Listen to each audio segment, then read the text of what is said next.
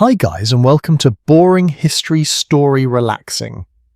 Tonight we settle into a world where winter is not a season you decorate for, but something you endure with your whole body. You stand outside a Viking Longhouse as dusk folds itself over the landscape. Snow creaks faintly under your boots. Smoke drifts low and sideways, pressed down by cold air so heavy it feels like it might crack. Inside, people are already preparing to sleep, not because it is late by modern standards, but because daylight has simply run out. This is not Katuga winter. This is survival winter. You probably will not survive this, at least not comfortably, and definitely not without rethinking everything you know about warmth, privacy, and personal space. So before you get comfortable, take a moment to like the video and subscribe, but only if you genuinely enjoy what I do here. And while you're here, drop a comment telling me where in the world you are listening from and what time it is for you right now.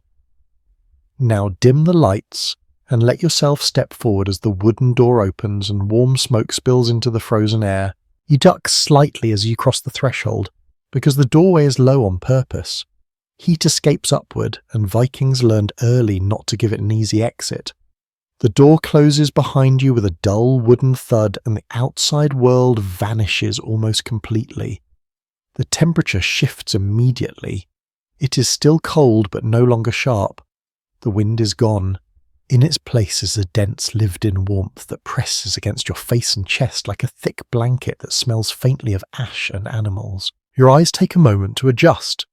Firelight flickers along the length of the longhouse, stretching shadows across wooden beams darkened by decades of smoke.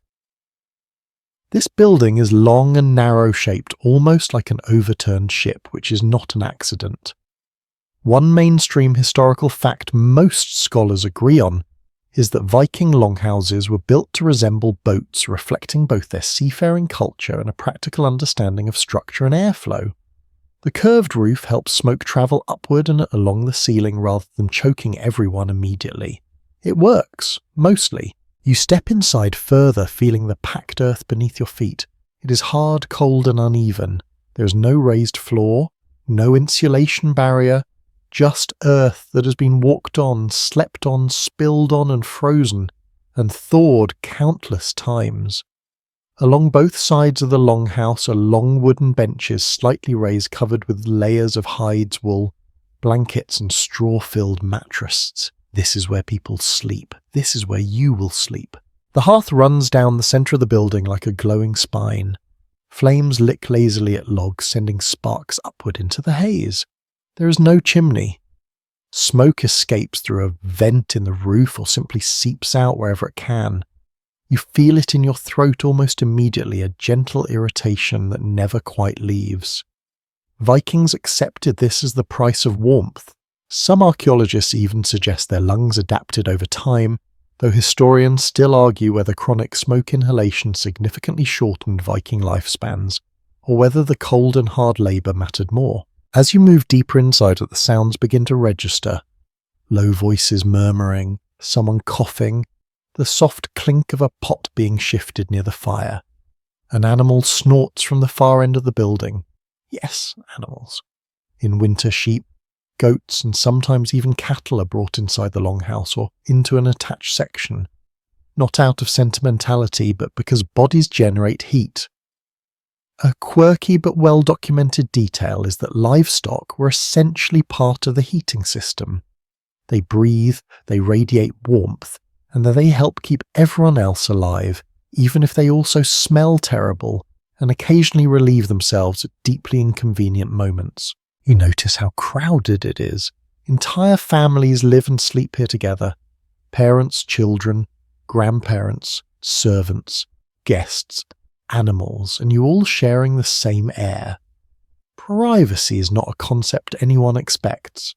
If you are hoping for a quiet corner or a personal sleeping nook that hope dissolves quickly, Vikings measured comfort differently.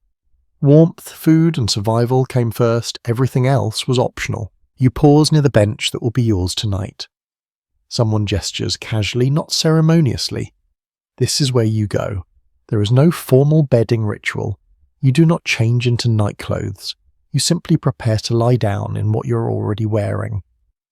Most people sleep fully dressed, sometimes even with boots nearby or partially on ready for emergencies. One interpretation historians often offer is that constant readiness was part of a worldview shaped by raid storms and sudden danger. Night was not a guaranteed safe pause. It was just another stretch of time to endure. The cold lingers in places the fire cannot reach. Your fingers feel it first, your nose, your toes, but there is also heat. It comes in waves, uneven and unpredictable. One side of your body might feel pleasantly warm while the other feels like it is pressing against ice. You will shift often tonight. Everyone does. Sleep here is not the deep, uninterrupted kind modern people chase. It is fragmented, layered, and shared with the rhythms of others. As you lower yourself onto the bench, the wood creaks softly beneath the weight of yet another winter night. The furs beneath you are stiff in places, worn smooth in others. They smell of animal fat and smoke a scent that will cling to you long after morning. You pull a heavy wool blanket over yourself, feeling its weight settle in. Wool is scratchy, imperfect, and incredibly effective. Vikings relied on it for nearly everything, and its ability to retain heat even when damp made it indispensable during frozen winters. The fire crackles. Someone tosses on another log. Sparks rise and vanish into the smoky ceiling. Outside, the wind howls, faintly muffled now by thick turf walls packed with earth and grass. These walls are another key survival feature. Archaeological evidence shows that turf insulation dramatically reduced heat loss, turning the longhouse into a kind of breathing earthen cocoon. You lie back, staring upward, watching shadows drift slowly across the beams. Sleep does not arrive instantly, it rarely does here. Instead, you begin the long process of settling, of letting your body accept the conditions rather than resist them. Your breath slows, your thoughts soften. The longhouse hums with life around you, and this, for now, is safety. The night is only beginning, and so is your education in what it truly meant to sleep through a Viking winter. The longhouse settles around you as if it is breathing. The fire pulses gently, not roaring, just alive enough to keep the cold from winning outright. As your eyes adjust fully now, you begin to understand the shape of this place in a deeper way. It is not just a shelter you sleep inside. It is a structure designed to guide heat, smoke, sound, and people into a careful balance that has been refined over generations. The walls slope inward slightly as they rise, built from timber frames packed thick with turf, soil, and stones. One widely accepted historical understanding is that Viking builders intentionally made walls thick and heavy to slow heat loss, even if it meant darkness and dampness inside. You feel that choice now. The air is heavy still and faintly moist. Moisture gathers in your breath as you exhale, not as visible clouds like outdoors, but as a subtle coolness that never quite leaves your lungs. Above you, the roof curves overhead like the hull of a ship turned upside down. Smoke drifts lazily along it, guided by years of soot that have blackened the wood into something glossy and ancient. Every beam has absorbed countless winters. If wood could remember, this place would hum with stories. A quirky observation from archaeologists is that soot layers in excavated longhouses sometimes help date periods of occupation, each thin layer marking seasons of fire and survival rather than decoration or ritual. You shift slightly on your bench, testing the space. It's narrower than you would choose. Your shoulder brushes another body nearby, warm through layers of wool and skin. No one apologizes. There is nothing unusual about this. Space is shared by default. The longhouse is not built for solitude. It is built for togetherness, whether you want it or not. The benches run the full length of the building, broken occasionally by posts that support the roof. During the day, these same benches serve as workspaces, eating areas, and seats for storytelling. At night, they transform into communal beds. Straw mattresses stuffed into rough linen sacks provide a little cushioning, but not much. Over time, bodies compress them into shallow shapes that never fully recover. You can feel the dip where others have slept before you. It is like settling into the memory of someone else's exhaustion. The hearth remains your reference point. Everything orients around it. Heat radiates outward in uneven rings, strongest near the centre, and fading as it reaches the walls. One practical truth historians often emphasise is that Viking longhouses were not evenly warm. Instead, people learned where to sit and sleep depending on weather and status. Those closest to the fire enjoyed relative comfort. Those farther away endured more cold. This hierarchy of warmth mattered. You notice that the benches nearest the fire are already occupied by older adults and very young children. This is not sentimentality, it is survival logic. Infants and elders need heat most. Younger, stronger bodies tolerate the colder edges. There is no discussion about this arrangement. It simply happens. Generations of experience have settled the matter. The floor between the benches is a narrow walkway of packed earth darkened by ashen footprints. It feels solid, but it can freeze hard during the coldest nights. Some longhouses spread straw or rushes on the floor to absorb moisture and provide insulation, though these must be replaced often. Left too long, they rot, smell, and attract insects. Historians still argue whether Viking households regularly changed floor coverings or tolerated them until spring balancing cleanliness against the labour of replacement. You listen again to the sounds around you. A child shifts in distant sleep. Someone mutters softly, half dreaming. An animal shuffles and settles. The wind presses against the outer walls, testing them, but the thick turf absorbs much of its force. Outside, temperatures may plunge far below freezing. Inside, it remains just above the threshold where life stays manageable. That narrow margin is everything. The shape of the longhouse encourages this survival bubble. Long and narrow means less exterior wall surface per person, conserving heat. Low ceilings trap warmth closer to sleeping bodies. Doors are small and often sealed with hides or wooden bars at night. Even the placement of the entrance matters. Many longhouses face away from prevailing winds, reducing drafts and snow build-up. This is architecture born from necessity, not aesthetics. You pull your blanket closer, feeling its weight anchor you. Wool fibres trap air, creating insulation that works even when damp. It is not comfortable by modern standards, but it is reliable. Vikings trusted wool the way you trust central heating. Without it, nights like this would be dangerous rather than merely uncomfortable. Your breath slows further. The smell of smoke fades slightly as your senses adjust, becoming background rather than intrusion. This is something the body learns to do quickly. Adaptation happens not because conditions improve, but because attention shifts. A more debated scholarly idea suggests that Viking tolerance for smoke may have been cultural as much as physical, shaped by growing up in environments where clean air was rare and warmth mattered more. You glance toward the roof vent, barely visible in the dimness. Smoke curls toward it, then hesitates, unsure whether to escape or linger. Weather affects this constantly. On still nights, smoke hangs low. On windy nights, it draws upward more cleanly. Someone near the fire keeps an eye on it, adjusting logs to maintain the balance. Fire management is not a background task, it is ongoing even through sleep. The longhouse creaks softly as wood contracts in the cold. These sounds are familiar to everyone here. They are not signs of danger, they are signs of endurance. The building responds to temperature like a living thing, tightening and relaxing as the night deepens. You realize that sleeping here means surrendering control. You cannot adjust the thermostat.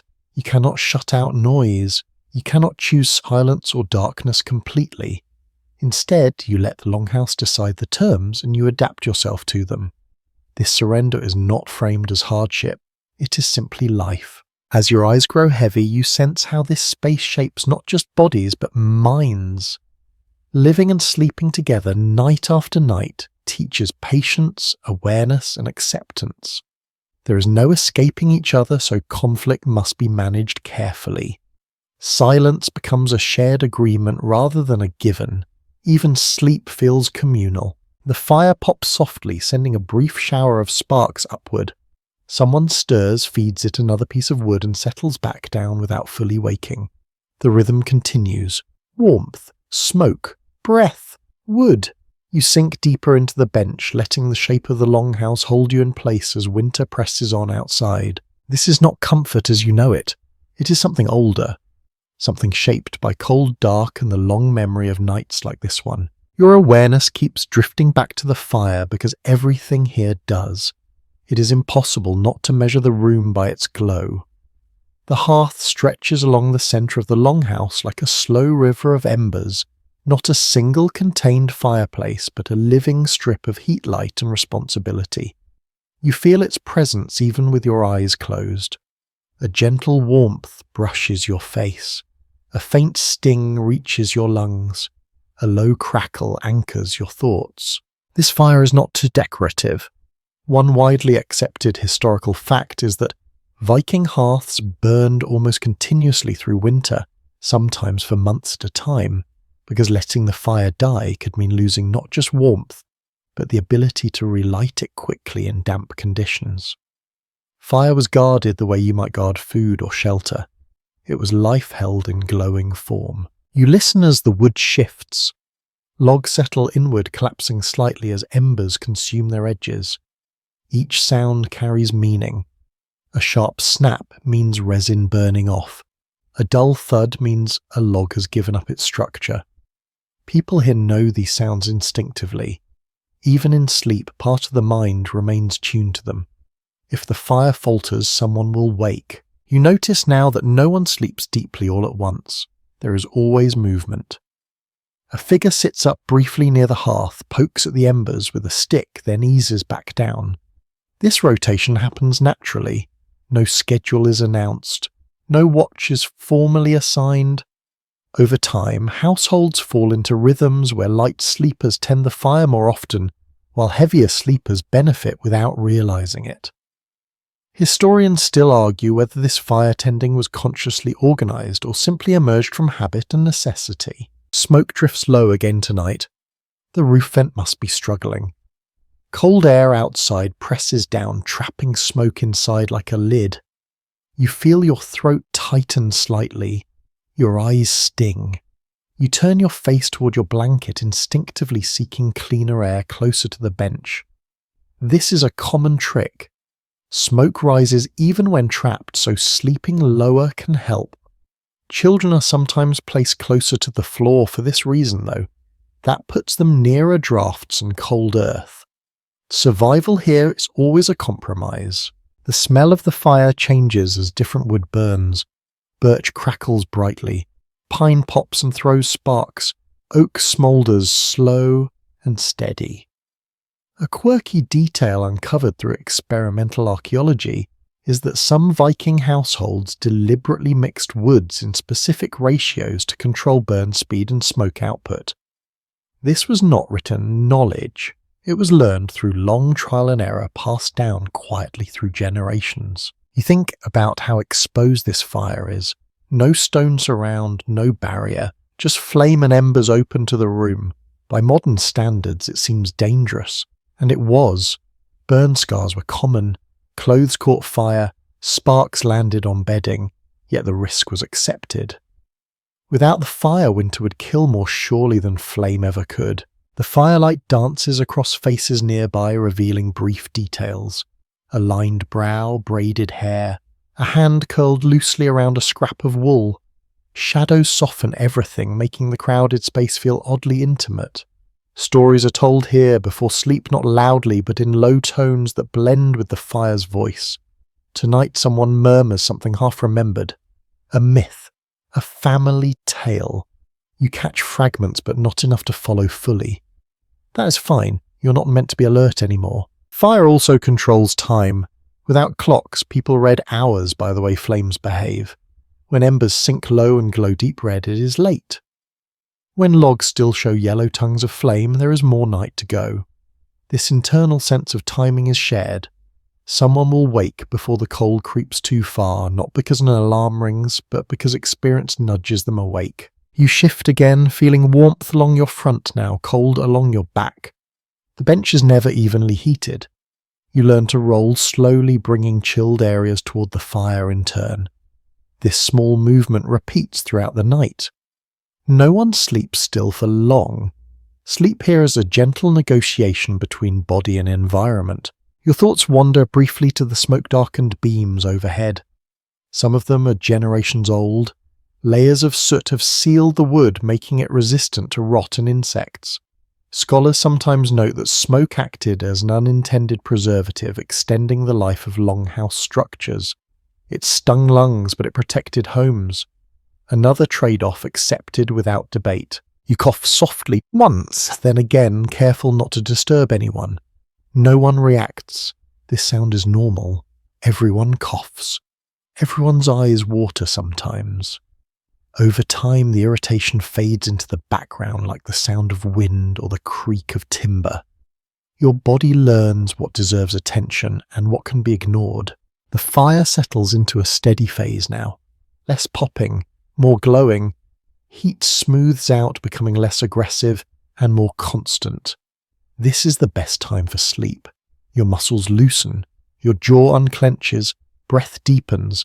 The longhouse feels momentarily balanced, as if all its competing needs have found a temporary agreement. Outside snow continues to fall, though you cannot see it. You know it from the way the wind quiets and the air inside grows heavier. Thick snowfall insulates the roof, further muting sound and trapping heat. In a strange way, the worst storms can make nights warmer inside. Many have noticed this. Few would phrase it as comfort. You let that thought drift away. The fire holds steady. Someone near it shifts once more, feeds a small log into the embers, then lies back down. The movement is practiced, almost unconscious. This fire has been tended like this for years.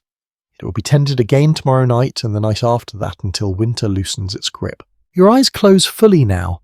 Firelight flickers behind your eyelids, painting slow patterns that fade as sleep deepens. You're not alone. You're not entirely warm, but you are alive, and for a Viking winter night that is enough. You become aware of your body in a new way as you prepare to fully lie down, because now the question is not where you are, but how you fondle fit. Sleeping inside a Viking longhouse is not about finding the perfect position. It is about negotiating one that works well enough. You lower yourself onto the bench, careful not to disturb the others already settled nearby. The wood is firm, unyielding, shaped by years of use rather than comfort. Beneath you, layers of straw shift softly inside a linen sack. It offers just enough give to stop the bench from biting into bone, but not enough to forget the hardness underneath. Over that, animal hides overlap unevenly. Some are smooth with age. Others still feel coarse, the memory of the animal lingering in the texture. What excavation evidence makes clear is that bedding here was assembled from whatever was available rather than standardized. Comfort was improvised, seasonal, and rarely ideal. You stretch your legs slightly, then pull them back. Space is limited. Someone's foot rests near your calf. Another person's shoulder presses lightly against your arm. No one reacts. This closeness is expected. It is how warmth is shared. Bodies radiate heat slowly, steadily, and the longhouse depends on this quiet exchange. Modern ideas of personal sleeping space would feel strange here, even wasteful. You pull a fur up toward your chest. It smells strongly now that it's close to your face. Smoke animal, fat, damp wool. These scents blend into something oddly grounding. Many people raised in these environments likely associated this smell with safety and rest. Interpretations vary on whether Vikings actively cleaned bedding during winter months, or waited until spring thaw made washing practical. Either way, freshness was not the goal. Insulation was. Your clothing stays on. Tunic trousers, wool socks, perhaps a cloak folded over your torso. Removing layers would only invite cold. Sleep here does not mean vulnerability. It means readiness softened by fatigue. Even children sleep dressed, wrapped tightly, limbs tucked in close. You do the same, curling slightly to conserve heat. It feels instinctive, as if your body already knows this posture. The bench is raised just enough to lift you off the coldest air near the floor. That detail matters. Cold sinks, smoke rises. The sleeping zone lives in the narrow band between. Archaeological layouts show benches placed carefully within this zone, balancing warmth and breathability. It is a narrow margin learned through loss and survival rather than theory. You shift once more, testing your shoulder. The fur beneath you bunches slightly, then settles. Fleas itch faintly at your ankle. You brush the sensation away without fully waking. Small pests are part of life here. An unexpected detail from skeletal remains and historical observation is that people likely built tolerance to constant minor irritation, learning to sleep through discomfort rather than eliminate it. Perfection is not expected. Nearby, someone exhales deeply, settling into sleep. Another turns wood, creaking softly beneath shared weight. The bench holds. It always has. Timber beams beneath were chosen carefully, often from slow-growing trees that resist cracking in cold. The structure supports not just bodies but routine. Night after night, winter after winter, you rest your head on a folded piece of cloth. It is not a pillow in the modern sense. It offers no loft, only separation between skull and wood. Still it is enough.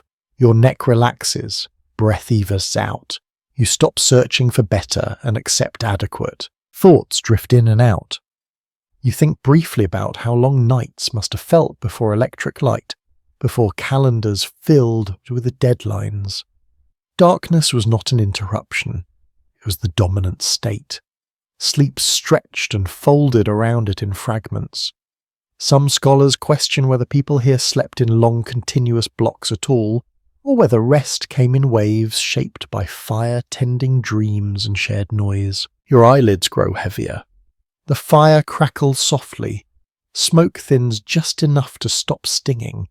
The longhouse hums with low living sounds. You feel the bench beneath you solid and patient.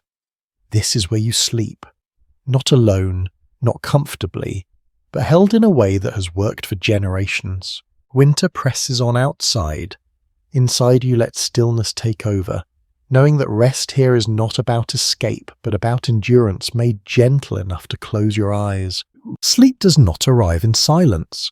You realize that quickly because the longhouse never truly quiets. Instead, it settles into a low-layered soundscape that becomes the background of your rest. Even with your eyes closed, your ears stay gently alert, not out of fear, but out of habit shaped by shared living. The fire speaks first, a soft crackle, a brief pop as sap releases, the faint collapse of embers shifting inward. These sounds are steady and familiar, like breathing. People here can tell how the night is going by listening to the fire alone. When it snaps sharply, fresh wood has been added. When it murmurs low and even, things are under control. Then there are the people. Breathing overlaps in uneven rhythms. One person snores quietly, a sound that rises and falls without pattern. Another exhales in long, careful breaths as if still half awake. Someone murmurs in sleep, a fragment of speech that never becomes words. No one complains. Noise is expected. Silence would feel wrong, even unsettling. Animals contribute their own presence. A goat shifts its weight. A sheep stamps once, then settles again. Somewhere near the far end of the longhouse, a cow releases a deep, contented sigh. These sounds are not distractions, they are reassurance. Livestock inside means warmth, food, and life continuing through winter. A small but telling detail from household remains and suggests animals were positioned strategically, not randomly placed where their body heat helped most without blocking movement or fire access. The wind joins in last. It presses against the turf walls in low pulses, testing seams and thatch. Sometimes it whistles faintly through a gap near the roof. Sometimes it falls quiet altogether, smothered by fresh snow. You can tell when snowfall thickens because the longhouse grows quieter, wrapped in a muffling layer that softens every sound inside. You shift slightly, adjusting your blanket. The bench creaks under shared weight. That sound ripples outward, answered by other small movements as bodies resettle. This happens often. Sleep here is communal, responsive. One person moves, others unconsciously follow like birds shifting on a branch. What evidence consistently shows is that Longhouse life trained people to filter sound rather than eliminate it. Attention learned to rest lightly, responding only to changes that mattered. A sudden shout, a sharp crash, the fire sputtering dangerously low. Everything else fades into texture rather than interruption. Your mind does the same now. At first each noise stands out, a cough, a scrape, a distant howl outside, muffled and far away. Then gradually they blur together. The Longhouse becomes a single living thing humming softly around you. There is a moment when someone near the fire sits up. You hear the shift of weight, the faint clink of a tool touching stone. A log is nudged. Embers brighten briefly, casting moving shadows across the ceiling. No one speaks. No announcement is made. This tending is quiet, practiced, almost unconscious. Discussion continues among researchers about whether these nighttime adjustments were assigned or simply taken up by whoever stirred first. Either way, the system works. Your breathing deepens. Sounds lose their edges. They no longer demand interpretation. They simply exist. This is how rest happens here, not by removing stimulus, but by trusting it. You're surrounded by life, and life has rhythm. Outside, a branch snaps under the weight of snow. Inside, no one reacts. The walls are thick. The night is known. The Longhouse holds steady, full of sound, full of warmth, just barely enough to let you sleep. The smells of the Longhouse deepen as the night settles in, becoming more noticeable once your eyes stay closed long enough for other senses to step forward. Breathing here is not neutral. Every inhale carries history. Smoke first, always smoke drifting down from the ceiling in thin layers that never fully disappear. It is sharp at first, then strangely familiar, like a scent your body stops questioning. Beneath the smoke lies wool. Damp wool dried, wool worn thin and rewarmed again. It smells faintly sweet and earthy, holding traces of lanolin that never quite wash out. Clothing here is not washed often during winter. Water is precious. Freezing temperatures turn washing into a dangerous chore.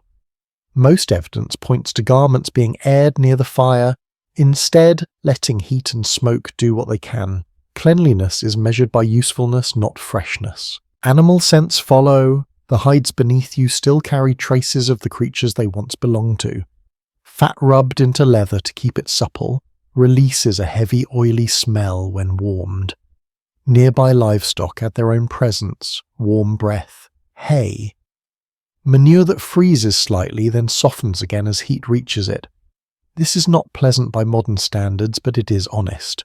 Nothing is hidden. Your own body adds to the mix. Sweat trapped beneath layers of wool cools, slowly releasing a faint salty tang. Everyone smells like themselves here, layered together, until individual edges blur.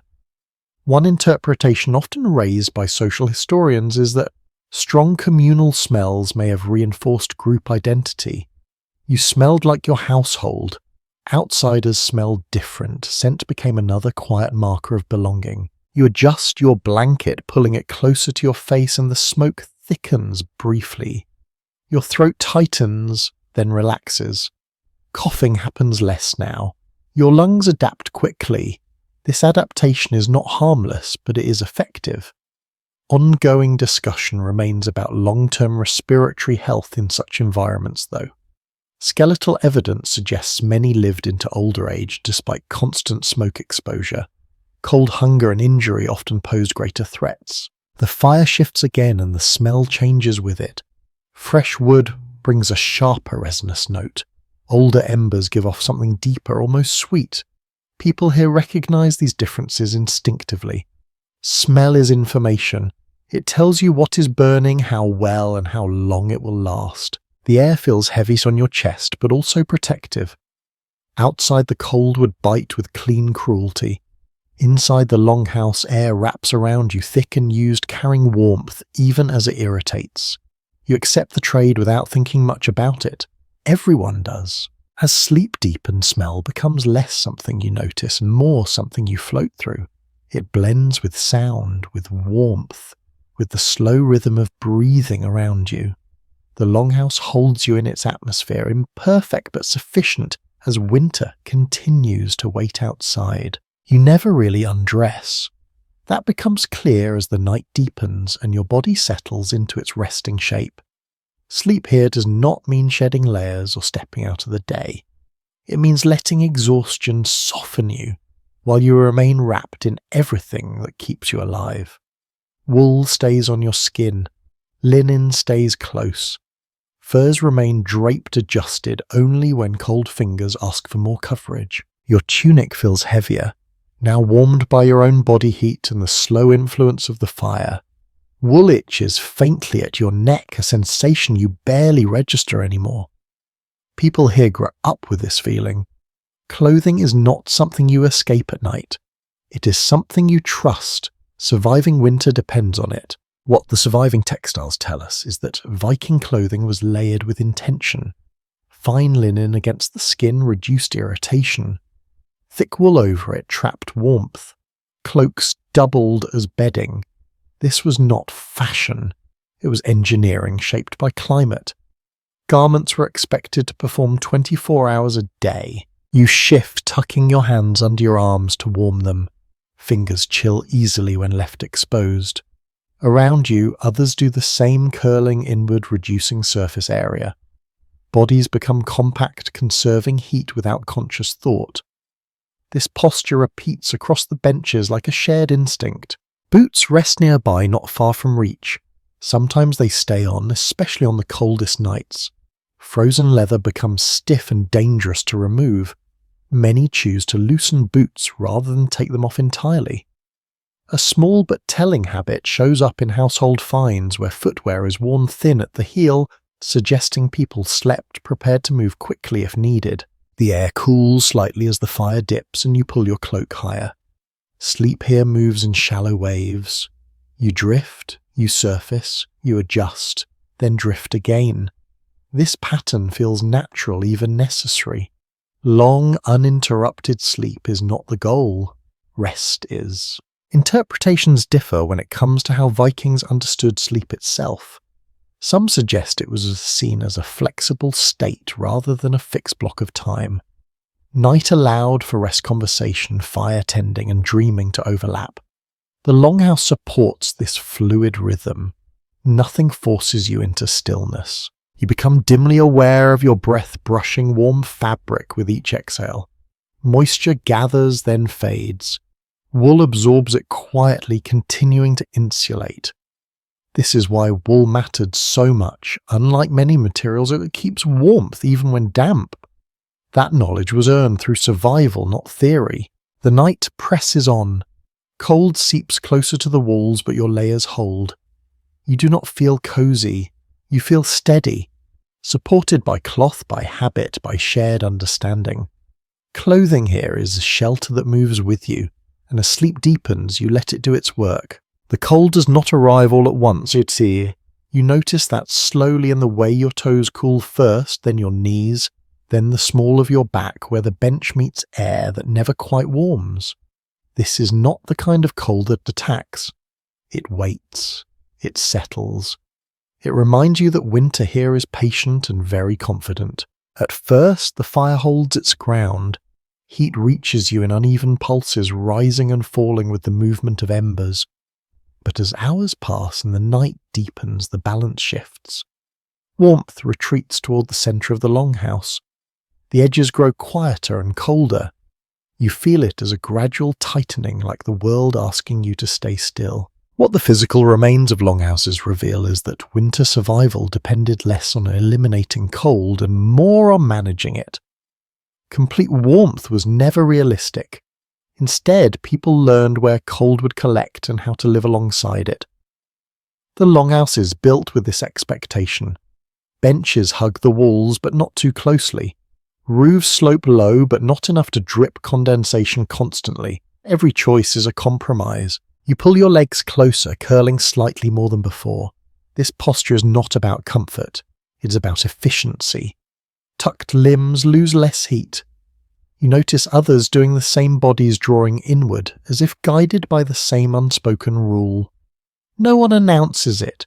No one teaches it explicitly. It is learned by living through nights like this. The cold has texture. It feels different near the floor, heavier, more persistent. It creeps upward in slow layers. Near the fire it thins but never disappears. Even faces closest to the hearth grow cool once the flames settle into embers. Winter does not respect proximity for long. A practical detail often overlooked is how people adjusted bedding as temperatures changed through the night. Furs were shifted, cloaks doubled, straw was fluffed to trap more air. These small actions happened half asleep, guided by touch rather than thought.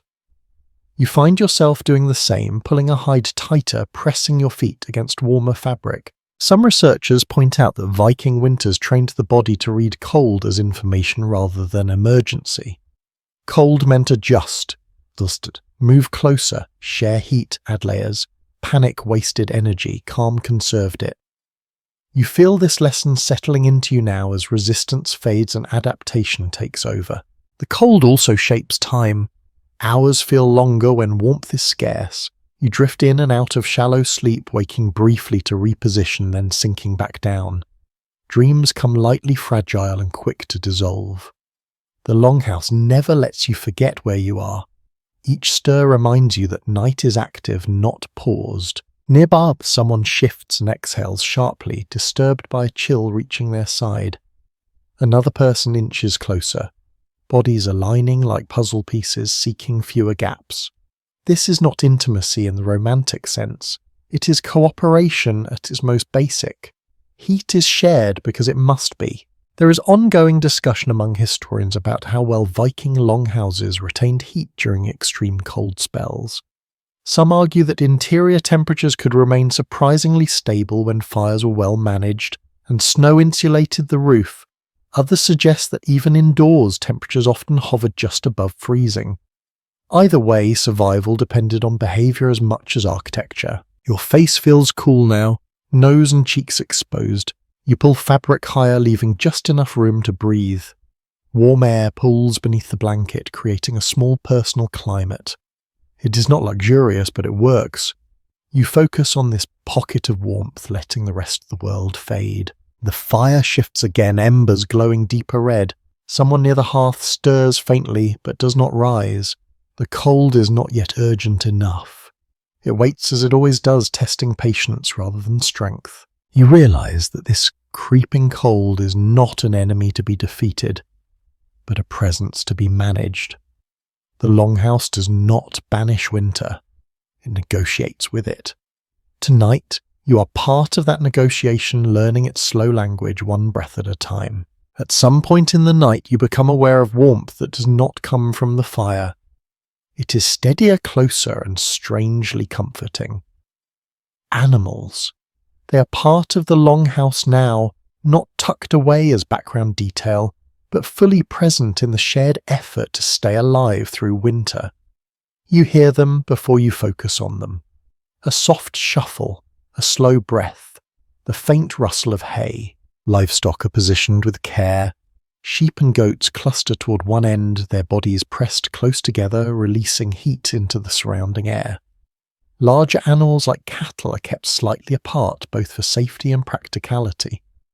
What the layout of excavated longhouses suggests is that these placements were intentional, not improvised.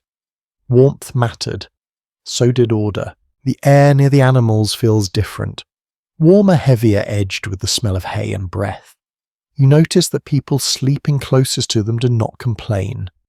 They accept the smell, the noise, the occasional movement because the benefit is undeniable. Body heat is precious.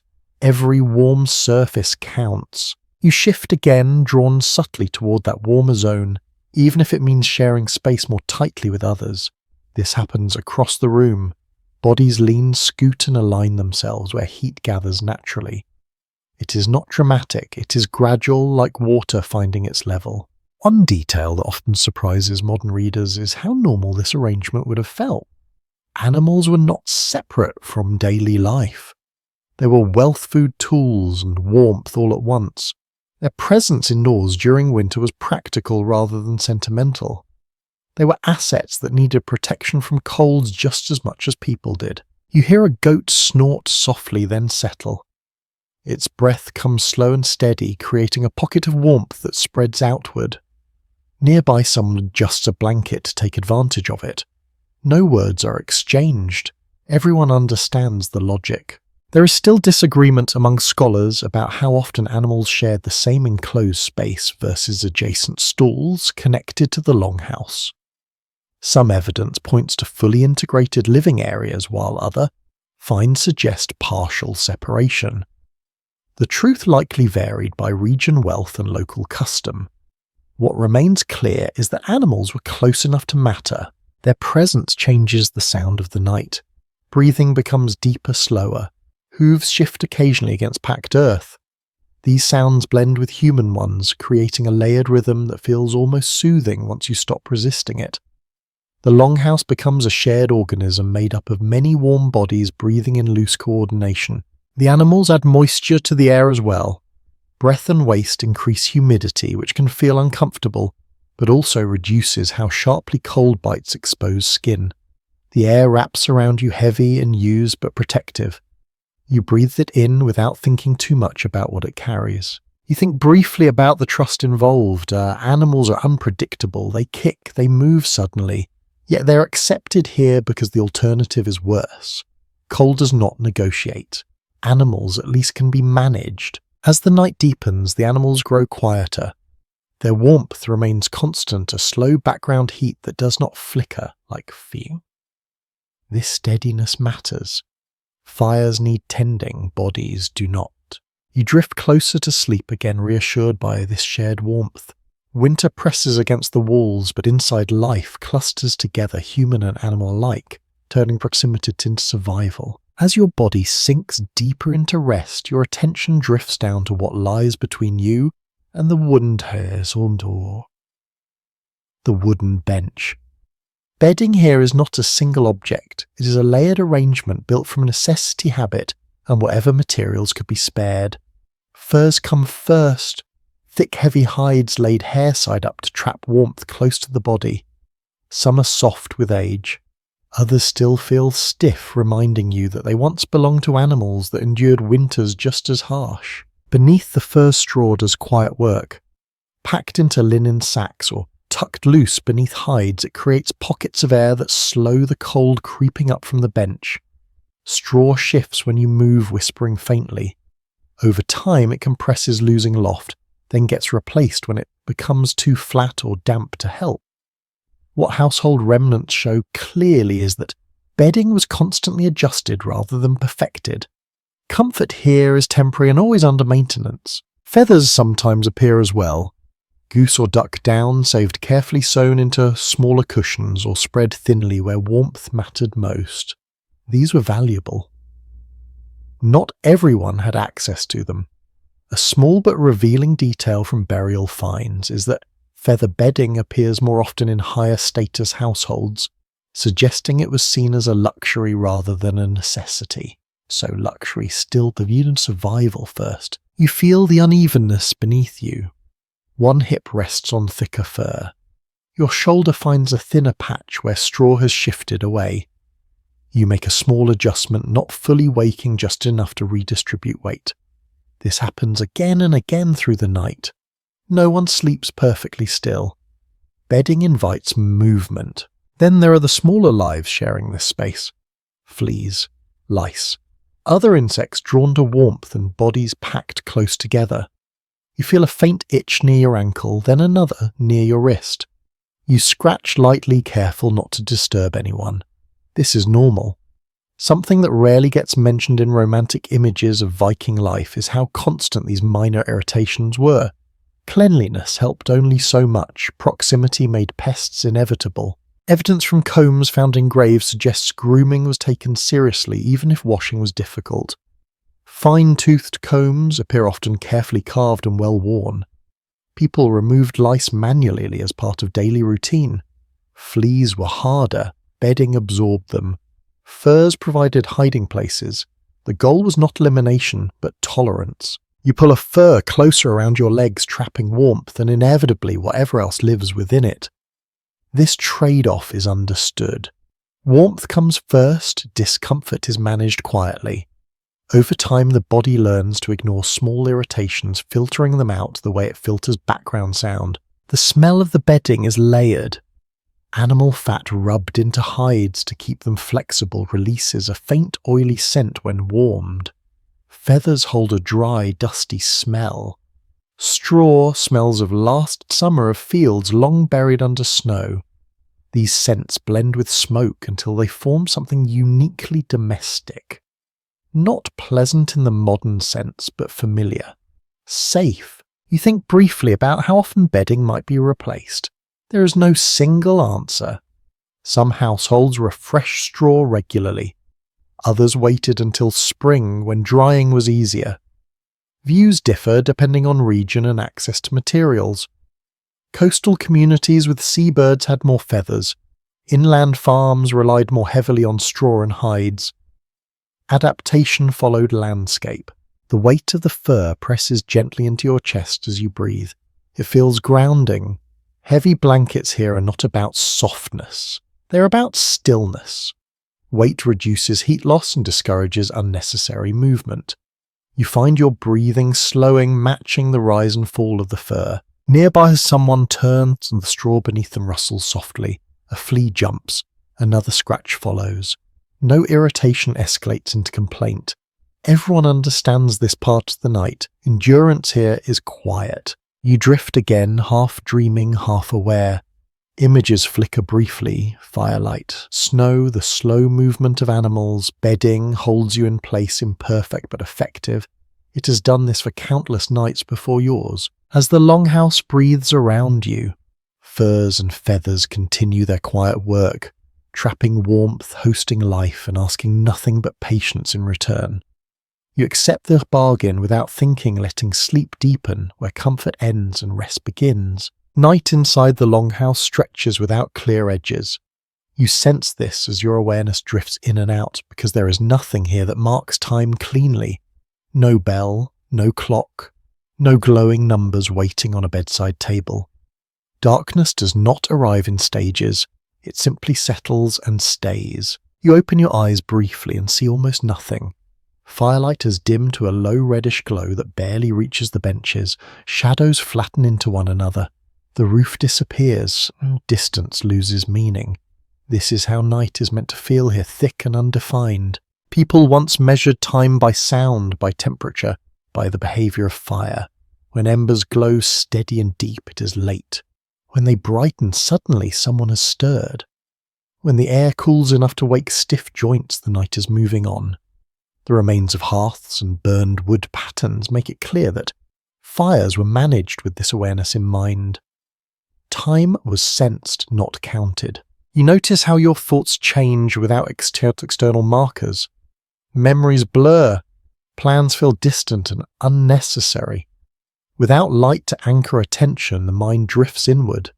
Sleep becomes less about falling unconscious and more about floating between awareness and rest. This in-between state feels natural here. A small movement near the fire catches your ear.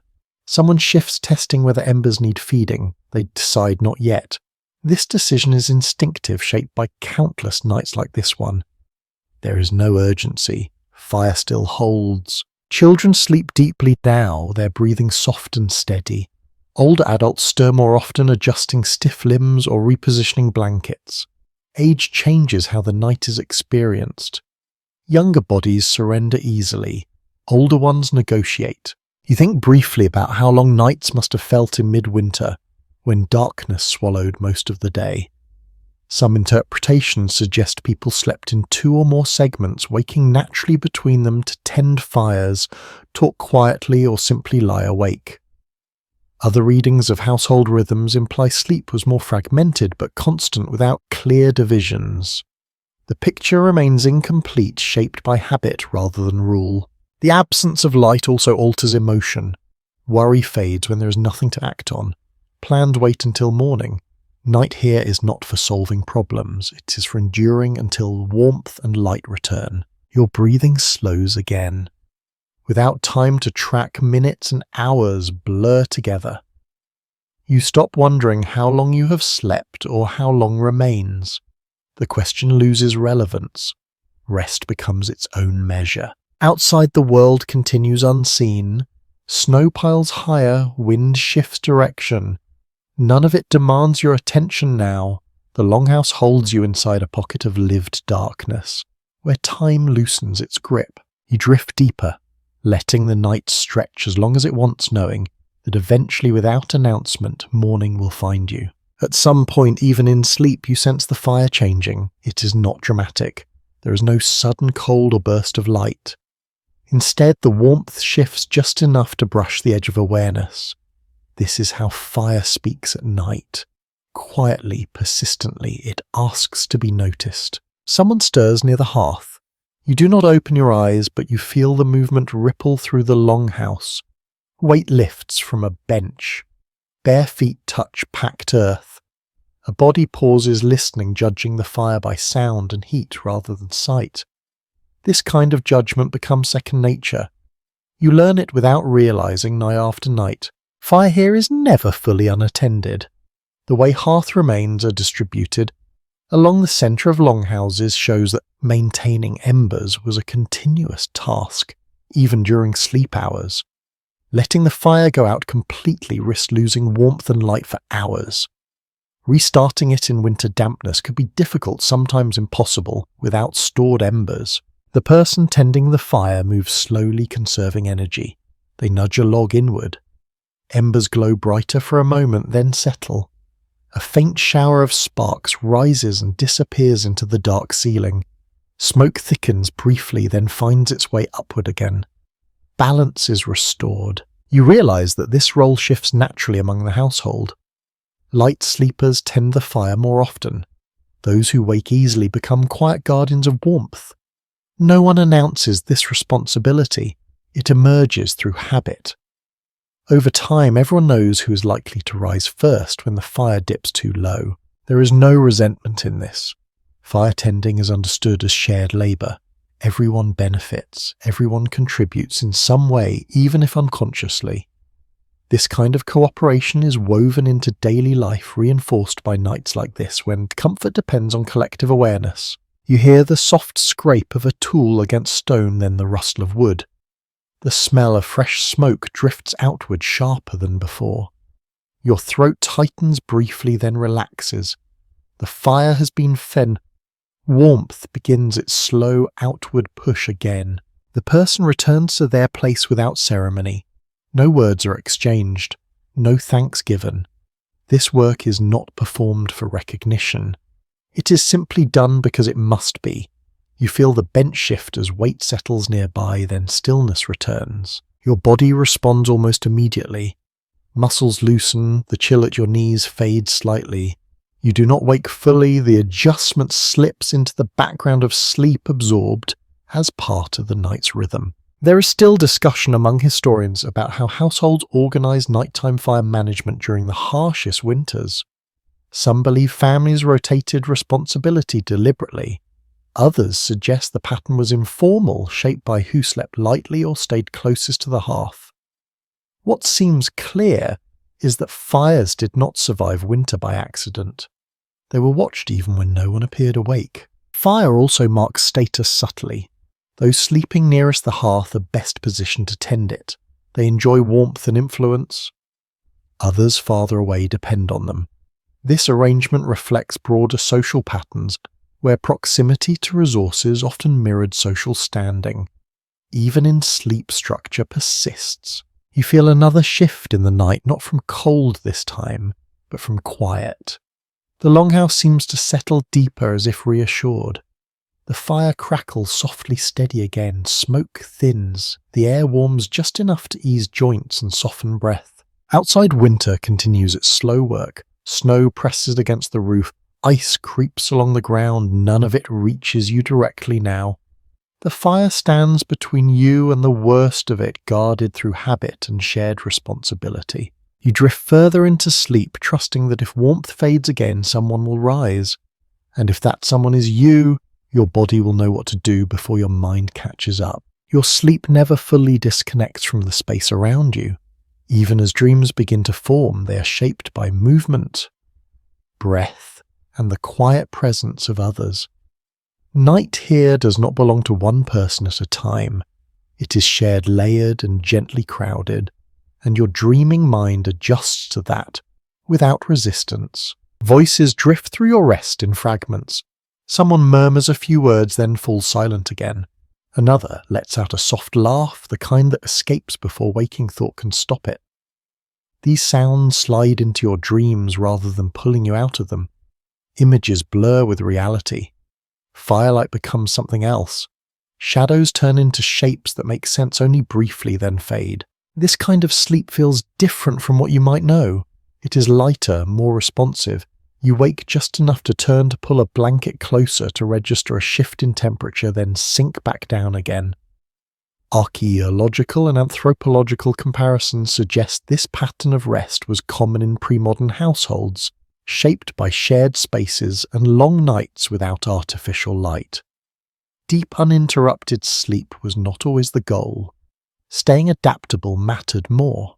You sense a body move nearby, someone rolls over wood, creaking softly beneath the change in weight. The sound does not startle you. It is familiar now. You adjust in response, creating space where needed, replacing warmth where it drifts away. This quiet negotiation happens all night, a slow choreography learned through repetition rather than instruction. Dreams come and go. Some feel vivid for a moment. Others dissolve as soon as they appear. You dream of movement, of travel, of open spaces briefly warmed by sun. Then the longhouse pulls you back, anchoring you in heat and closeness. Your mind does not fight this. It accepts the rhythm offered. Children dream deeply here. Their breathing stays steady, their bodies warm and heavy with sleep. Adults hover closer to the surface, ready to wake if something changes. This difference is noticed but never remarked upon. It is simply how nights unfold. Age reshapes sleep the same way it reshapes everything else. There is no expectation of silence. Dreams are allowed to leak into the room. A hand twitches. A foot kicks slightly beneath a blanket. A whispered phrase escapes without meaning. No one reacts. These signs of dreaming are understood, not judged. Some researchers have suggested that shared dreaming spaces may have influenced storytelling traditions, with images and fragments from sleep blending into waking tales over time. Others caution against drawing such direct lines. The truth is likely less tidy. Dreams here are personal, but the environment they rise from is communal. You feel warmth return to your legs as someone nearby shifts closer to the fire. The redistribution of heat happens subtly, but your body notices. Muscles relax, breath deepens again. You do not wonder who moved or why. It is enough that warmth found its way back. Your own dreams soften. Images slow. The longhouse hums around you, steady and patient. You're half aware of smoke of breath of the distant wind pressing against walls thick with earth. None of it demands interpretation now. Sleep deepens not because the world goes quiet, but because you trust it to continue without you. The night carries on full and alive while your mind drifts wherever it wants to go, knowing it will be gently pulled back whenever it needs to be. Even with your eyes closed, you can feel the presence of the world beyond the walls. Winter presses in quietly, making itself known through subtle changes rather than noise. The air inside grows heavier. The roof creaks faintly as snow settles and resettles. The longhouse does not shut the outside out completely. It filters it, translating storms into sensations you learn to read. Cold outside sharpens the stillness within. When wind picks up, the fire behaves differently, pulling smoke upward more eagerly. When snow falls thick and steady, sound softens and the longhouse feels wrapped, almost insulated by the weight above. People notice these shifts without looking. You notice them now, half asleep, registering changes the way you might register a shift in posture. The walls around you are not simple barriers. Layers of turf, earth and wood absorb sound and temperature unevenly. What remains in excavated structures shows that these walls were repaired, constantly patched. Where draft crept in, thickened, where cold proved stubborn. Winter found weaknesses quickly. People responded just as quickly, adjusting rather than rebuilding. You imagine the world as it is now, snowdrifts forming against the outer walls, darkness stretching unbroken across fields and frozen water. The Longhouse becomes a small island of breath and heat in a wide, indifferent landscape. This contrast sharpens awareness. You feel both protected and aware of how thin that protection is. A gust of wind pushes harder against one side of the building. You hear it as a low pressure, not a howl. The turf absorbs the worst of it. Someone stirs briefly, then settles again. No alarm follows. This sound is familiar. It has been heard many nights before. There is a quiet understanding that winter can change quickly. A storm might build without warning. Temperatures might drop further before morning. Because of this, nights are never fully surrendered to sleep. Awareness stays lightly engaged, like a hand resting on a door that might need to open. Some interpretations of settlement patterns suggest longhouses were placed deliberately where natural features offered shelter from prevailing winds. Others point out that necessity often forced people to build wherever land allowed. The picture shifts depending on region and terrain. What remains consistent is adaptation. People learn their landscape intimately, responding to it night after night. You feel the Longhouse respond, now settling under the weight of snow. The sound dampens further. Inside, the air grows warmer, held in place by layers above. This is one of the small mercies of winter. Heavy snow can protect as much as it threatens. Your thoughts drift again, pulled between inside and out. You are aware of how far warmth would have to travel to reach you if the walls failed. You're also aware of how well they are holding right now. Trust grows quietly, built on countless nights like this one. The fire crackles softly steady. Breath moves around you in slow rhythms. Outside, winter continues its work, but it feels distant now, translated into gentle pressure and muted sound. The Longhouse holds, doing exactly what it was built to do, while you drift deeper into rest, suspended between storm and shelter. As the night wears on, you become more aware of who is sleeping around you, not by sight, but by sound and movement. Every generation shares this space, and the differences reveal themselves quietly. Children breathe deep, and even their bodies slack with unguarded rest. Elders shift more often, joints stiff from cold and years of labour. Somewhere between them, adults hover in night sleep, ready to respond if something changes. Snoring rises and falls in irregular patterns. Some breaths rasp softly, others whistle faintly through noses shaped by cold air and smoke. These sounds overlap without rhythm, forming a kind of background texture rather than interruption. No one expects silence. Silence would feel unnatural here, even unsettling. You notice how the smallest movements ripple outward. When an older person adjusts their legs, the bench creaks. That creak prompts another sleeper to shift. A blanket slides, straw rustles, then stillness returns. This chain reaction happens dozens of times through the night. It is not chaos, it is coordination without planning. Children sometimes wake briefly confused by darkness or a chill, then settle again when a familiar body shifts closer. No soothing words are spoken. Touch is enough. A hand rests lightly, warmth reassures. Sleep resumes. These small interactions happen without ceremony, guided by a habit rather than instruction. The presence of elders shapes the night in other ways. They wake earlier. They tend the fire more often. They listen differently. Years spent surviving winters sharpen awareness. When something sounds off, an elder notices first. When it sounds normal, they relax back into rest. What daily life accounts and physical remains suggest is that age carried authority even during rest. Sleeping positions closer to warmth often favoured those who needed it most or who carried social weight. This was not negotiated nightly. It was understood. Respect expressed itself in proximity. There is still room for disagreement about how rigid these arrangements were. Some households likely followed strict patterns. Others adjusted fluidly depending on health, weather, or family size. The evidence allows for variation rather than a single rule. What matters is that sleep here reflects social structure without announcing it. You feel a soft vibration as someone laughs briefly in their sleep. It startles no one. Dreams leak into the room and fade again. Another sleeper mutters a name, then goes quiet. These sounds do not invite curiosity.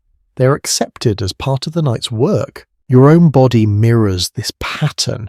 You wake just enough to notice the sound, then let it pass. Awareness lifts, then settles. This gentle cycling feels right. The Longhouse supports it, offering just enough safety to rest without encouraging complete surrender. As the hours move on, breathing synchronizes loosely. Snoring deepens, movement slow.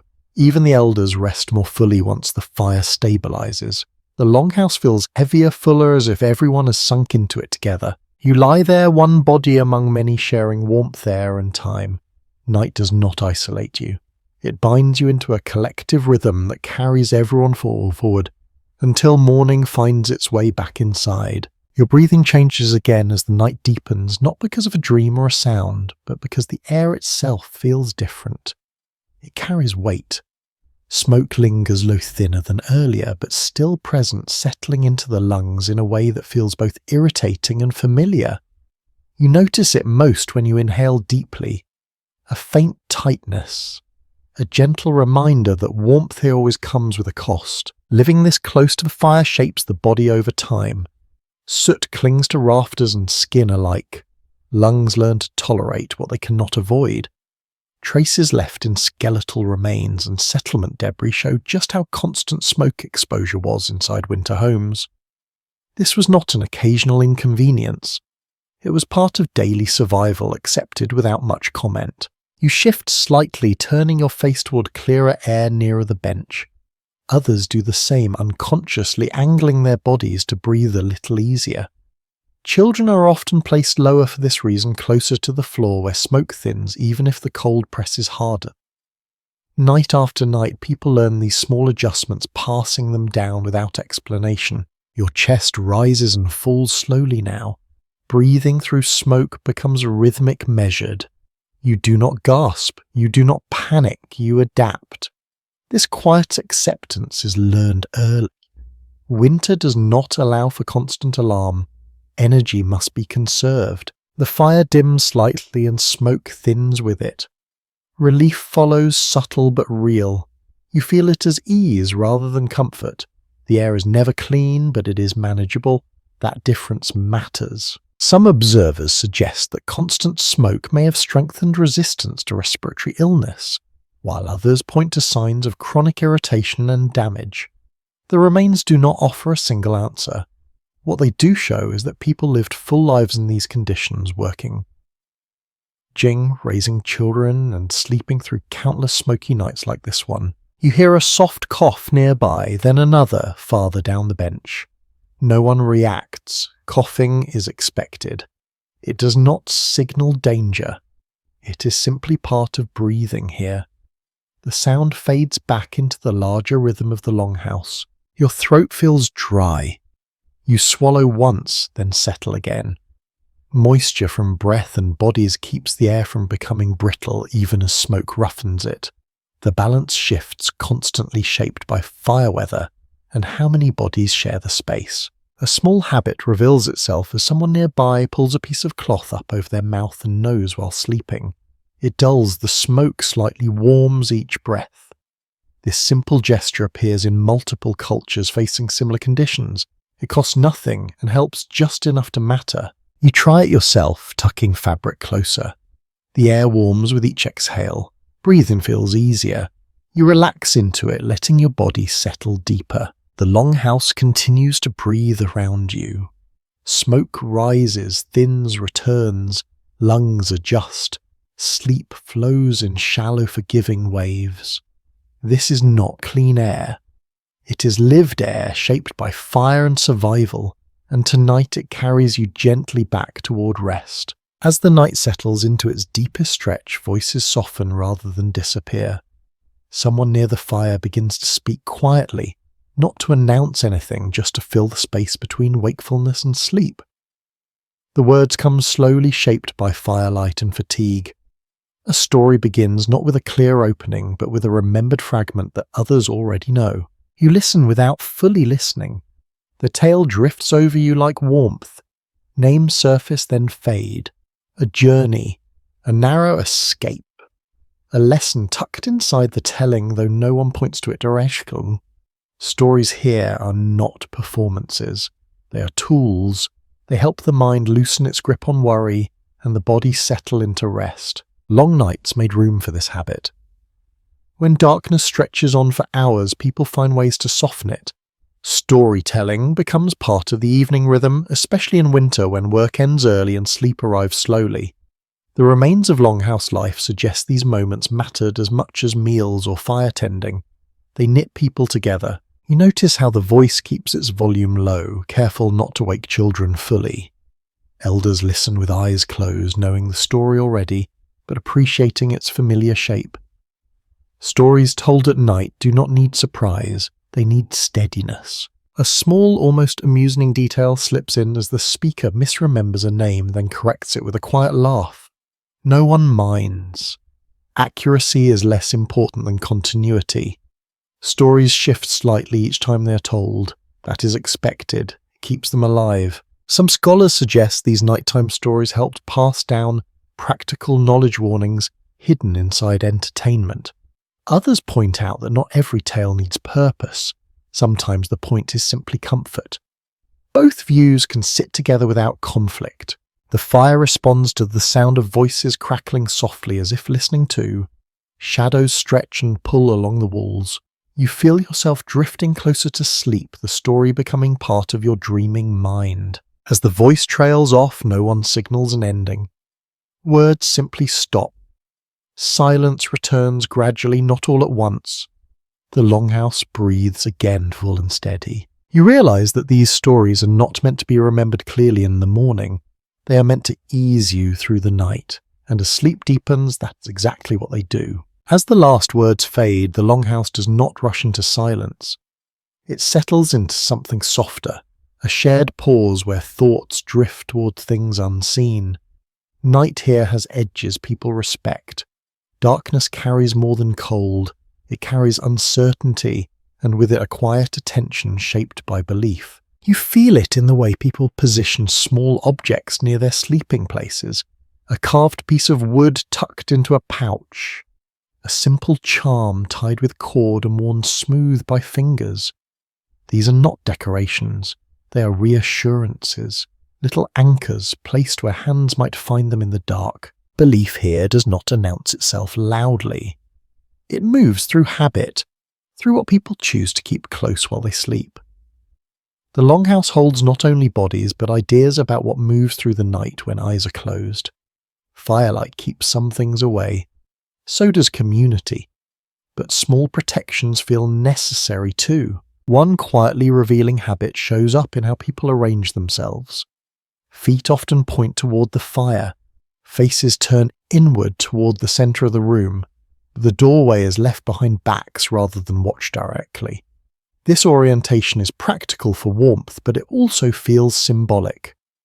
The hearth represents safety. The outer world, even when invisible, is treated with caution. Stories told earlier linger in the air, mixing with older ideas passed down through generations. Spirits that wander. Forces that test boundaries. Not every listener believes them literally, but belief does not need certainty to function. It needs repetition. Night after night the same gestures are made, the same objects touched, the same words avoided after dark. You become aware of how careful movement feels now. No one steps over another person while they sleep. Paths through the Longhouse are respected. Disturbance carries weight at night. Waking someone abruptly is avoided unless necessary. Rest is protected not just for health, but because sleep itself feels vulnerable. The fire crackles softly, acting as a barrier as much as a source of heat. Flames push back darkness. Smoke carries scent upward. Light flickers across carved posts and beams that may hold markings you cannot see clearly now. Some of these carvings serve no structural purpose.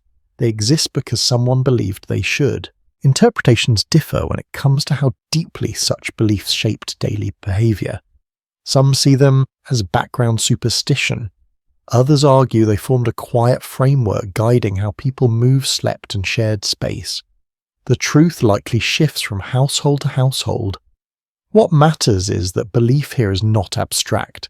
It is lived. You notice a hand nearby, reach out and touch a small object, then relax again. The gesture is brief, almost unconscious. Comfort follows. This is how belief works best. It calms without demanding attention. The night outside remains unseen but not unimagined. Wolves, storms, shadows moving across snow. None of it intrudes directly, yet it exists in thought. The Longhouse stands between people and the unknown, reinforced not just by timber and turf but by shared understanding. You feel yourself drawn inward, protected by closeness, warmth, and the sense that nothing unexpected will cross the threshold tonight. Belief does not erase fear. It gives it shape and limits. As sleep deepens, again these thoughts soften. The objects near your hand remain where they are. The fire continues its quiet watch. The Longhouse holds firm, guarded by wood warmth and the steady presence of those who share the night with you. You become aware, somewhere between sleep and waking, of how little space truly belongs to you. An arm rests close to your side and a knee presses lightly against your calf. Breath brushes your shoulder. None of it feels intrusive anymore. Privacy, as you might understand it, simply does not exist here, and no one seems to miss it. Life inside the Longhouse teaches this early. From childhood onward, bodies are accustomed to sharing space at all hours. There are few moments alone and even fewer expectations of solitude. What everyday household patterns show is that closeness was the default state. Being alone was unusual enough to feel unsettling rather than restful. You shift slightly, careful not to disturb anyone, even this small movement's considered. There is an unspoken courtesy in how people move at night, learned not through rules but through living together. You do not stretch out fully. You do not sprawl. You contain yourself, shaping your rest around others. The idea of a private sleeping area would feel strange here. Curtains, doors separate rooms are luxuries far beyond reach for most households. Instead, personal boundaries are internal rather than physical. You learn which sounds belong to which person.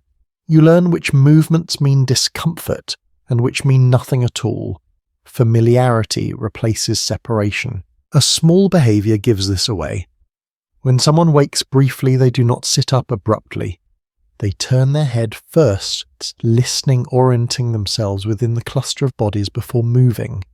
This pause prevents collision, disruption, and irritation. It is a quiet skill learned over time. There is still debate about whether people ever sought solitude within these spaces, perhaps stepping outside briefly or finding moments alone during the day. The physical layout suggests opportunities were limited, especially in winter. Snow, cold, and darkness made retreat impractical. Togetherness was not only social but environmental. You feel how this constant closeness reshapes thought. Embarrassment loses some of its edge. Minor discomforts are tolerated without comment. Everyone knows too much about everyone else for small flaws to matter. Sleep noises, restless movements, even dreams are accepted as part of shared life. The Longhouse itself reinforces this. Its open interior leaves little room to hide. Posts support the roof but do not divide the space. Firelight reaches nearly everywhere, even in its dimmest moments. Nothing is truly out of sight. This visibility fosters accountability as much as connection. You notice that no one guards their sleep fiercely. Waking briefly to help someone adjust a blanket or make room is normal. Rest is not treated as an individual possession, but as something maintained collectively. If one person struggles, others shift to compensate. This way of sleeping requires patience. It also builds it. Living so close night after night trains people to soften reactions, to let small irritations pass. Anger wastes energy. Winter does not reward it. As you settle again, you feel how your own sense of self, expands to include the space around you. The warmth you feel is not just yours, it belongs to everyone here. Breath mixes, heat travels, comfort becomes communal. Sleep deepens again, not because you are alone and undisturbed, but because you are surrounded and held in place. Privacy fades into something quieter and steadier, belonging. Morning does not arrive all at once. There is no sharp edge where night ends and day begins. Instead, you sense a slow loosening, as if darkness is gently releasing its grip. Your eyes open briefly, then close again, unsure whether waking is necessary yet. Inside the longhouse, the difference between night and morning is subtle, measured more by temperature and movement than by light. The fire has changed character. Embers glow faintly steady but low. The warmth they give off feels thinner now, spread across too many bodies and too many hours.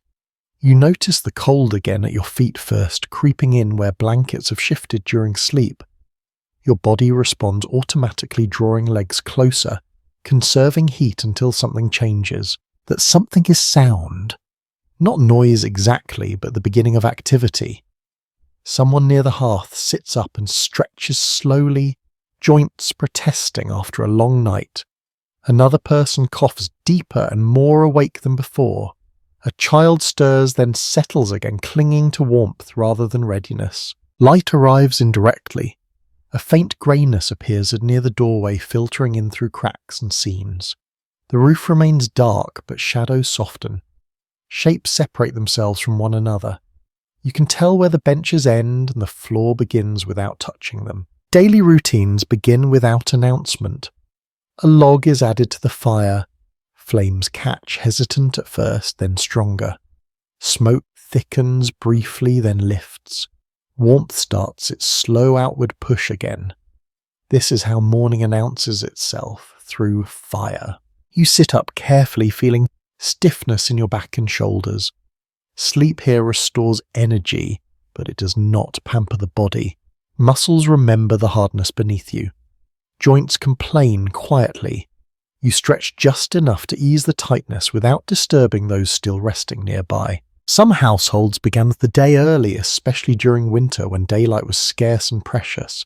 Others lingered, letting the fire build and bodies wake gradually. The record does not point to a single rhythm. It suggests flexibility shaped by weatherwork and the needs of the moment. You hear soft conversation begin near the hearth. Low voices, practical words. Who will tend animals first? What food remains? Whether snow fell heavily overnight.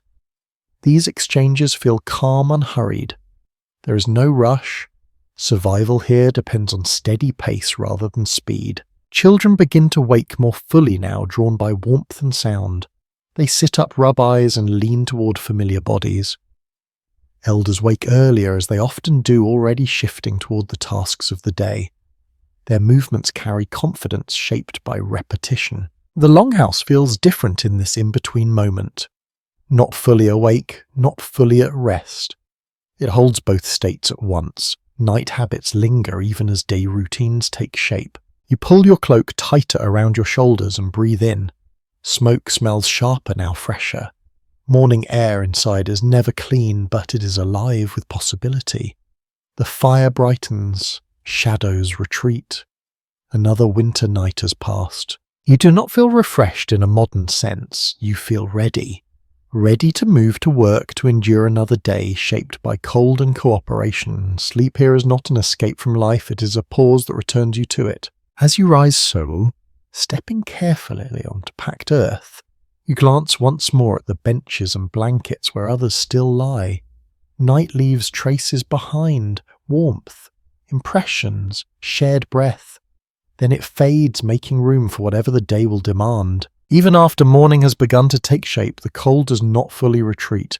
It lingers indoors, especially near the floor, waiting patiently for fire and bodies to push it back again. As you stand now, you feel it creep up through the soles of your feet, reminding you that shelter softens winter, but never erases it. Frost sometimes forms inside overnight, clinging to the edges of walls and posts where breath has condensed and frozen. This is not unusual.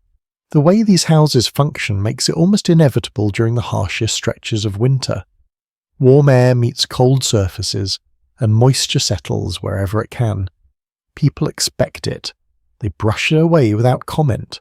You notice the way light catches these thin crystals, making them sparkle briefly before the fire grows stronger. It feels strange to see ice indoors, but it does not cause alarm. This is simply part of the environment. The Longhouse is warm enough to survive in, not warm enough to forget where you are. You move slowly, careful with stiff joints. Sleep restores energy, but cold leaves its mark. Fingers feel clumsy at first. Toes ache faintly as warmth returns unevenly. People here start mornings gently for this reason. Sudden movement risks injury. Muscles need time to wake fully. A small habit reveals how people manage this. Hands are held close to the body or extended briefly toward the fire, then withdrawn again. Too much heat too quickly can hurt. Skin numbed by cold needs gradual warmth. You follow this instinctively, learning from those around you without instruction. The air inside still feels heavy with smoke, but now it carries the sharper edge of fresh fire. Wood cracks as it heats. Ice near the walls begins to melt, darkening the earth beneath. Drops fall quietly. The sound is soft, almost calming like distant rain. There is no single agreement among scholars about how often interior frost occurred. Conditions varied. Some winters were drier, some fires burned stronger through the night, some roofs insulated better than others. What remains clear is that people adapted easily to these fluctuations. Cold indoors was expected, not feared. You feel warmth return to your hands now, a tingling sensation that borders on pain before easing. Blood flows back, fingers loosen. You flex them slowly, testing strength. Others around you do the same morning movements mirrored across the room. The Longhouse smells different again. Smoke mixes with damp earth and melting frost. It is a scent that marks transition, night loosening its hold, day stepping in carefully. You glance towards the doorway where light has grown stronger. Outside winter still waits. Inside fire pushes back steadily. The cold remains present but manageable. Another day begins not with comfort, but with readiness shaped by countless mornings like this one. By now the day has begun to move, but the memory of night still clings to everything you touch. Routine becomes your anchor. In winter, routine is not about productivity or ambition. It is about steadiness, about giving the mind something predictable to hold on to while the season stretches endlessly forward. You notice how people follow the same sequence without discussion. Fire first. Always fire. Someone feeds it carefully, choosing wood that will burn slow and even rather than bright and fast. The goal is warmth that lasts, not spectacle. Hands move with practiced confidence, knowing exactly how close they can come before heat bites. Water comes next if it can be spared from freezing. Ice is broken if needed. Containers are checked. Nothing is wasted. Morning tasks unfold at a pace that respects cold and stiff bodies. Rushing would only lead to mistakes, and mistakes in winter carry consequences. This is how households function here. Repetition steadies nerves as much as it preserves energy. You feel it working on you already. Each familiar pushes lingering grogginess aside, replacing it with quiet focus. A small behaviour gives this away. People speak less in the early hours, not because they are unfriendly, but because words crawl warmth. Breath escapes with every sentence. Silence conserves heat.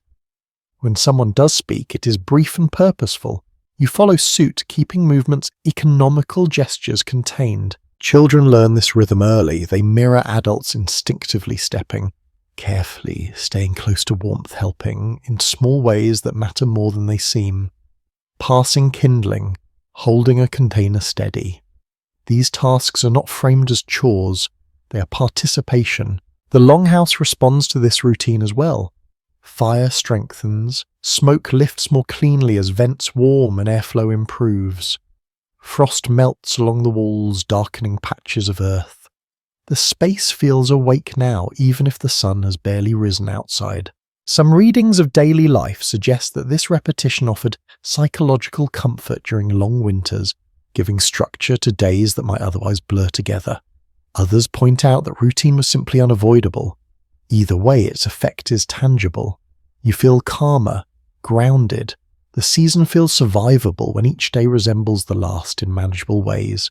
You warm your hands again slowly, letting heat seep back without shocking numb skin. Someone nearby hums quietly, almost unconsciously, a sound too low to interrupt anyone else. It's not a song meant to be heard. It's a sign of ease returning. The animals stir more fully now. They sense morning through sound and movement rather than light. Hay rustles, hooves shift. Breath clouds faintly in cooler air near the floor. Their routines overlap with yours, reinforcing the sense that life here is shared across species bound by the same conditions. You take a moment to sit again, not to rest, but to gather yourself. Winter demands attention. Fatigue accumulates slowly. Routine helps distribute effort evenly across the day rather than exhausting it all at once. There is no single pattern that fits every household, of course. Some mornings are harder, some colder, some interrupted by illness or storms or shortage, but the presence of routine allows for flexibility within limits. It bends without breaking. As the fire settles into a stronger burn, warmth spreads more evenly.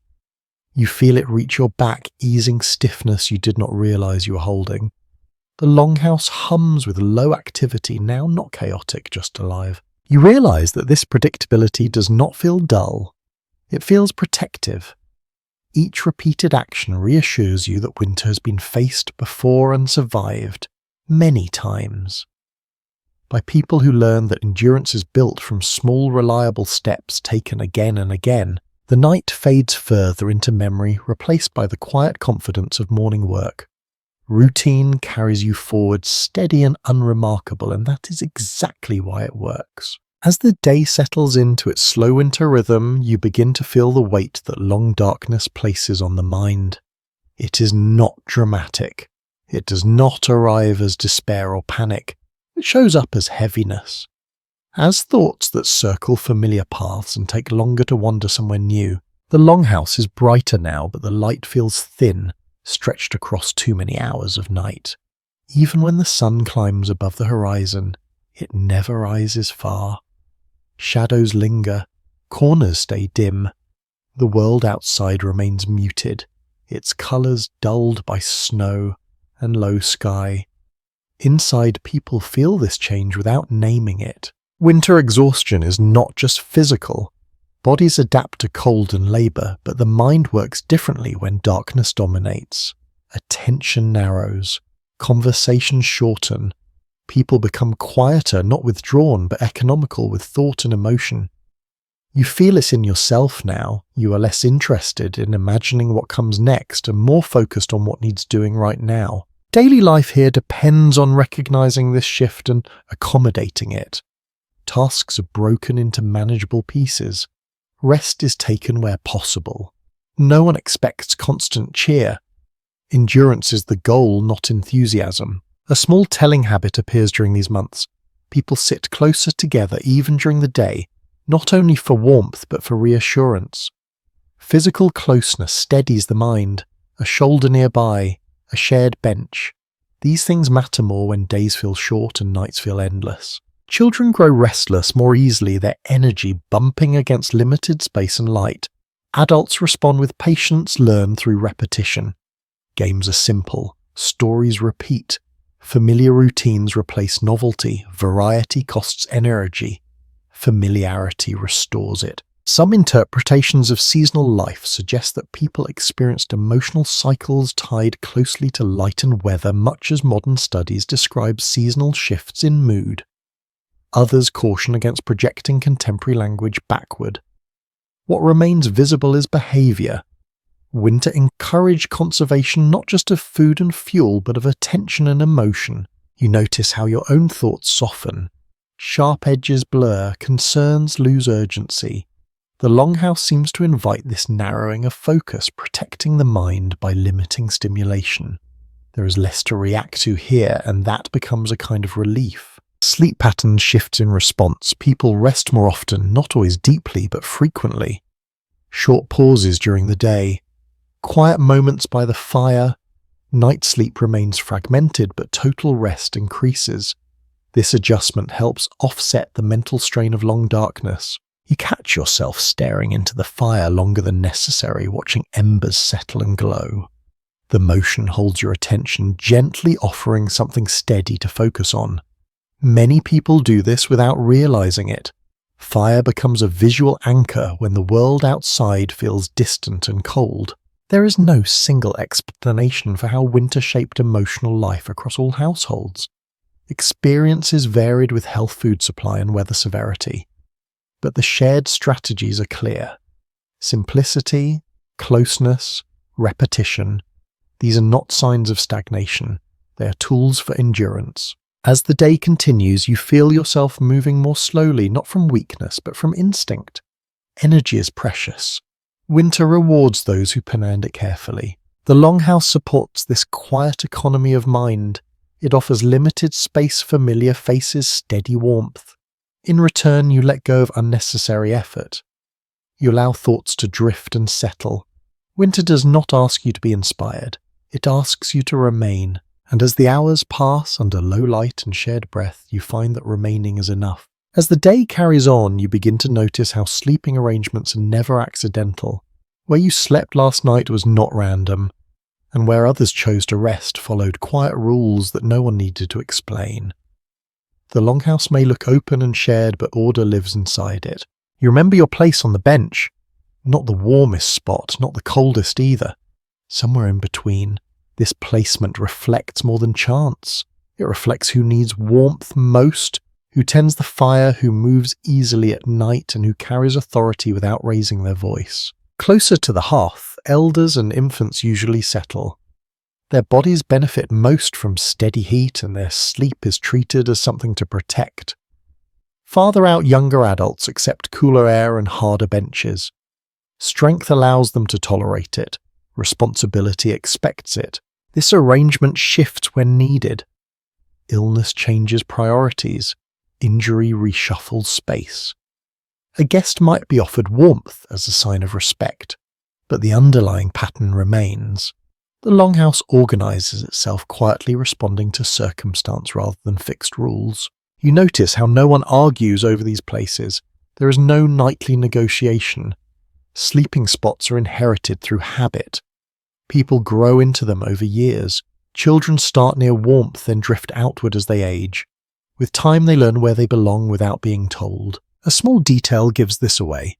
When someone returns late from work or steps outside briefly at night, they do not hesitate when lying back down. They know their place by feel. The bench remembers them. Space opens as expected. Physical remains of longhouses show benches worn unevenly, deeper impressions near certain areas, smoother wood where bodies rested night after night. These marks speak quietly of routine and hierarchy written into timber rather than words. There is still room for interpretation about how rigid these patterns were. Some households likely followed strict customs.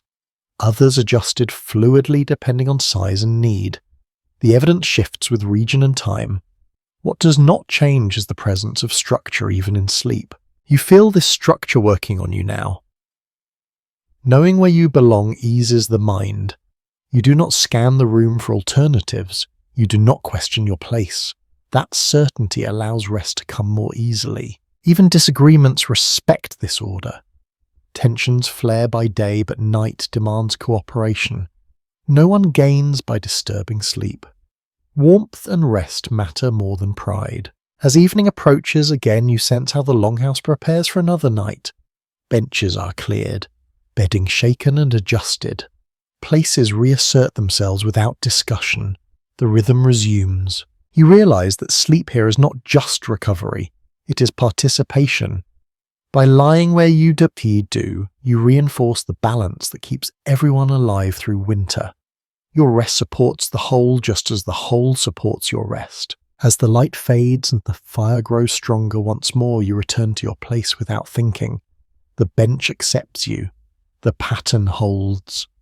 Another night waits, familiar and demanding nothing more than your willingness to fit into it. As night gathers again, the Longhouse feels closer than it did the night before. Not smaller, but more charged. Hours spent together indoors compress emotions the same way cold compresses breath. By the time darkness returns, everyone is aware of everyone else, even if no one says it aloud. Voices rise more easily now, though still restrained. A comment lands sharper than intended. Someone sighs too loudly. Another shifts their space without asking.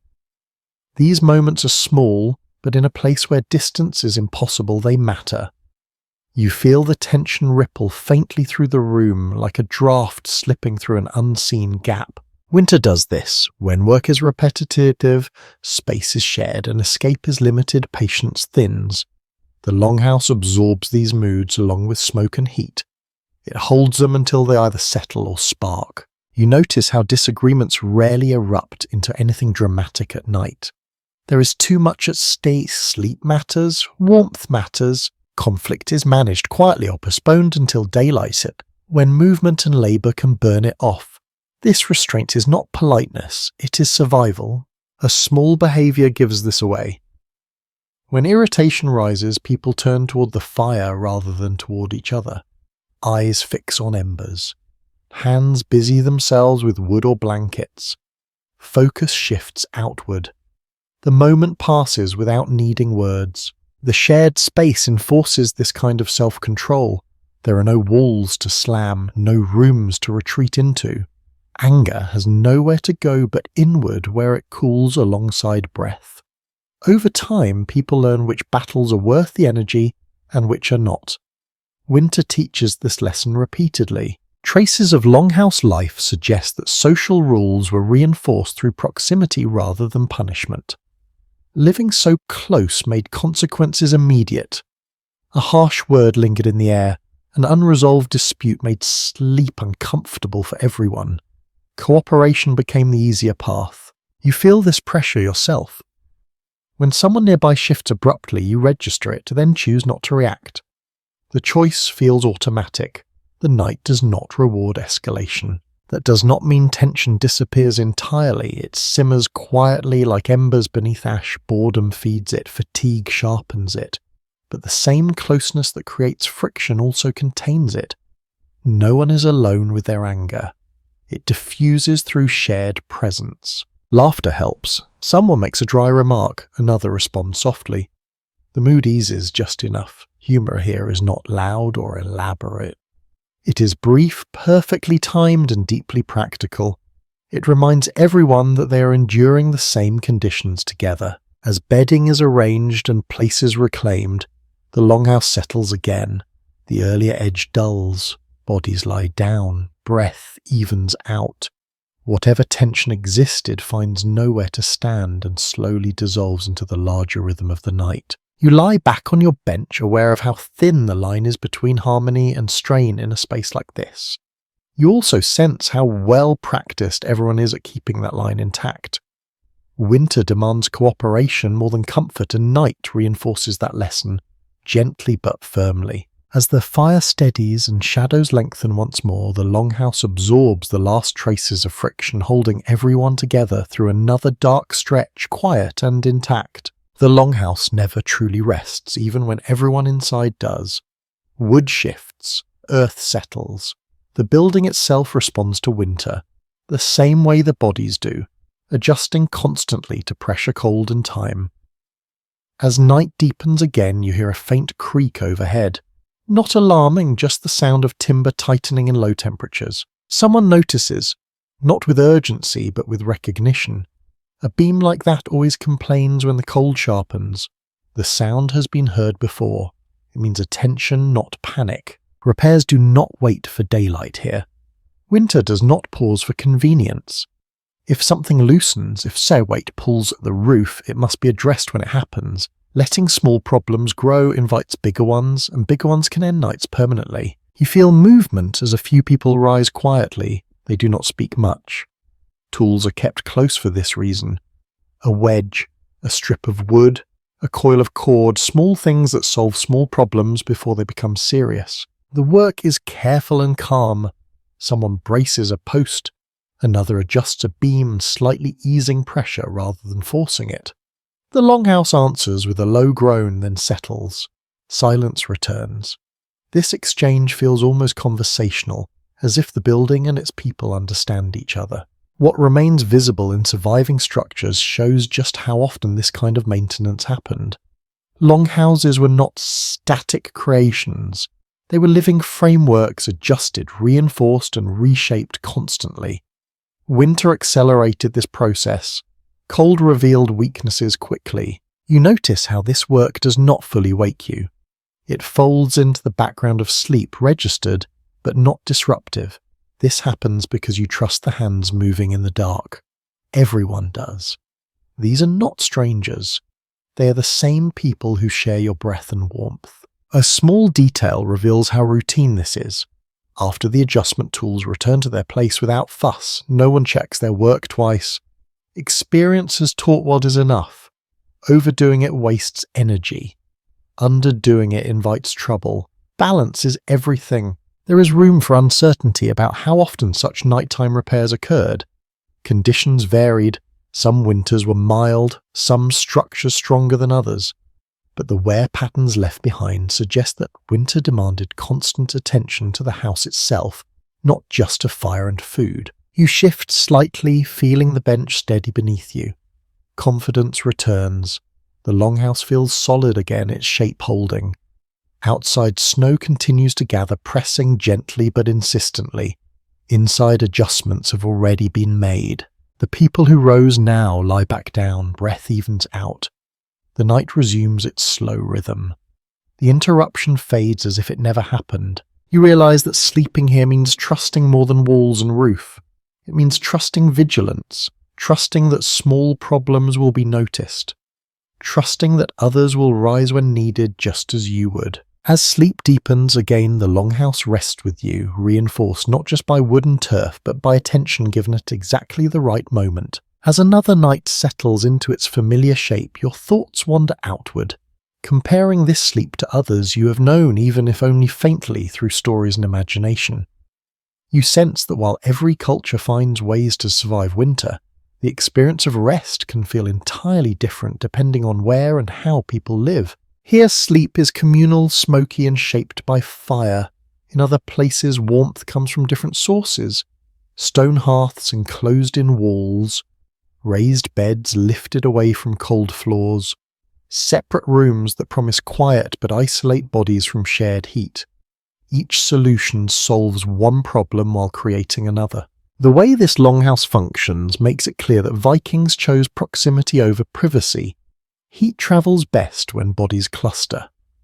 Awareness spreads faster when everyone shares the same space.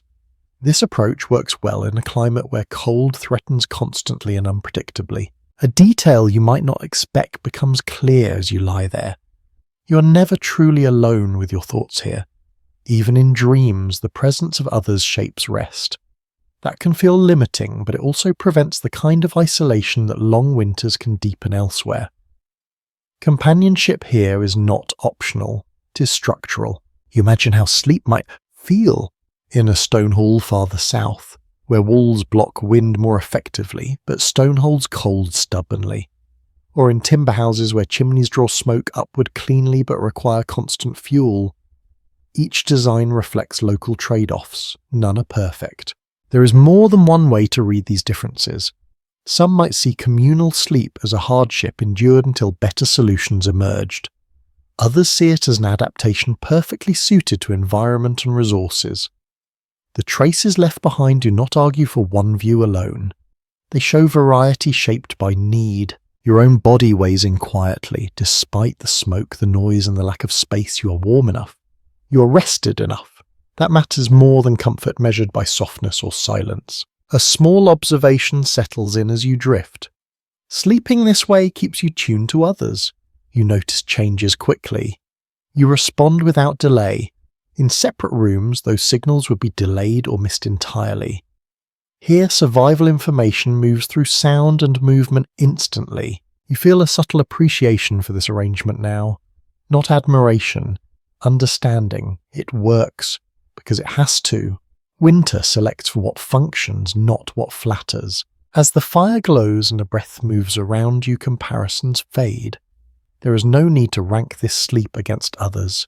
It belongs to this place, this climate, this moment, and within those bounds it does its job. You settle again, letting the longhouse hold you, knowing that while sleep takes many forms across the world tonight, this one is enough. By now, any romantic ideas you might have carried into this night have softened into something more practical.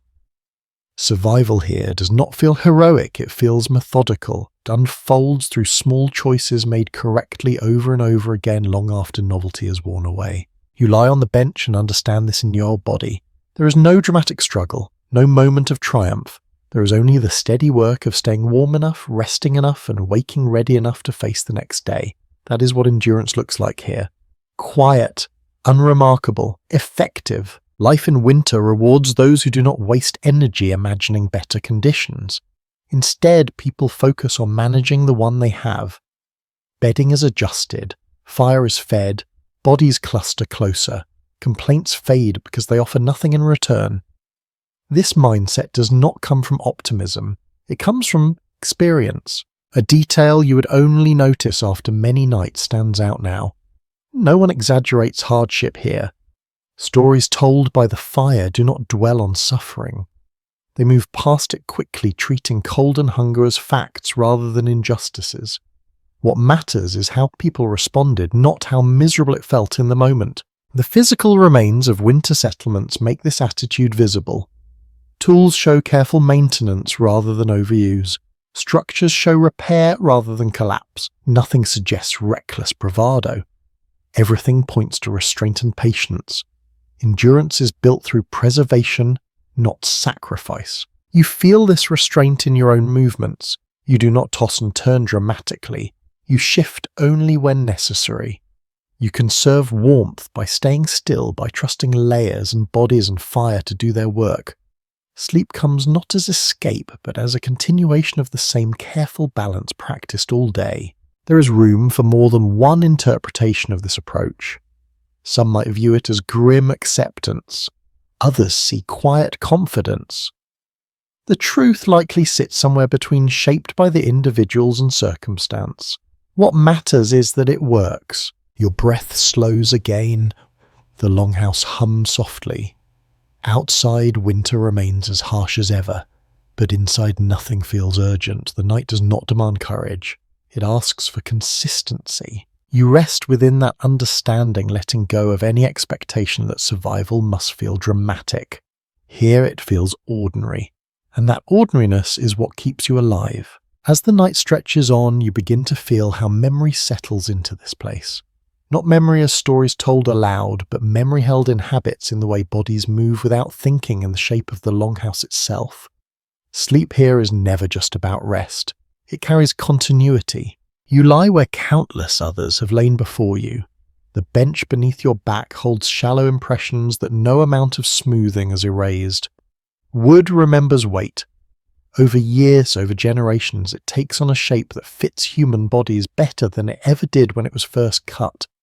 This is not craftsmanship alone, it is use.